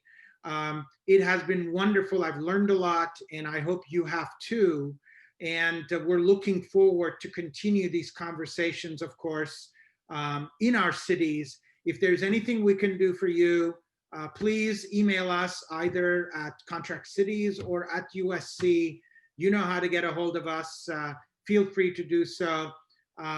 Again, thank you to our panelists. Thank you to all of our panelists across the board. This has been our 4th annual City Manager Summit. We'll look forward to seeing you all in our 5th City Manager Summit next year, hopefully all together at USC again on the other side of COVID. In the meantime, please stay safe, stay well, do what you can do to mitigate this virus, wear masks and socially distance yourselves all together. And again, we're all in this together. Marcel, if there's no other thoughts. Lindsay would like to give us some closing remarks, and then we can release everyone out to the wild for the day. Excellent. Thank you. want to echo your sentiments, Frank, and thank you and thank all of our panelists today. It just goes to show why we partner with you at USC. And that's a really hard thing for me to say as a graduate of Notre Dame, but you know, it's the truth. And I'm also a graduate of your program, Frank, so I'm going to claim both. Although it pains me, it leaves me a little conflicted, but thank you to everyone who participated today. Thank you for to our panelists for sharing their expertise and making themselves available, not only here, but you know, being willing to answer our questions outside of this space and all the work that you're doing. Thank you once again to our staff.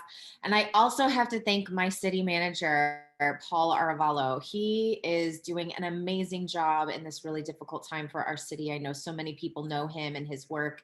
He's been around in our city for quite some time, and that's to our benefit. We've had a really great advantage in terms of tackling all of the challenges that we're facing right now because of Paul's expertise and leadership.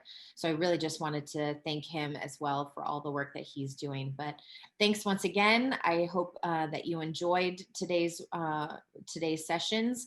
If you enjoyed them so much that you believe people who weren't here today should also participate and check them out, they will be available online. So feel free to spread the word. We'll make sure you have all the information to do that.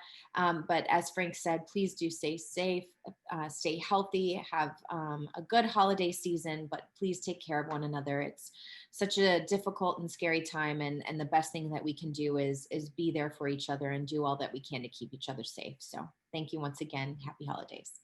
And thank you one more time to our sponsor for today, California Water Service.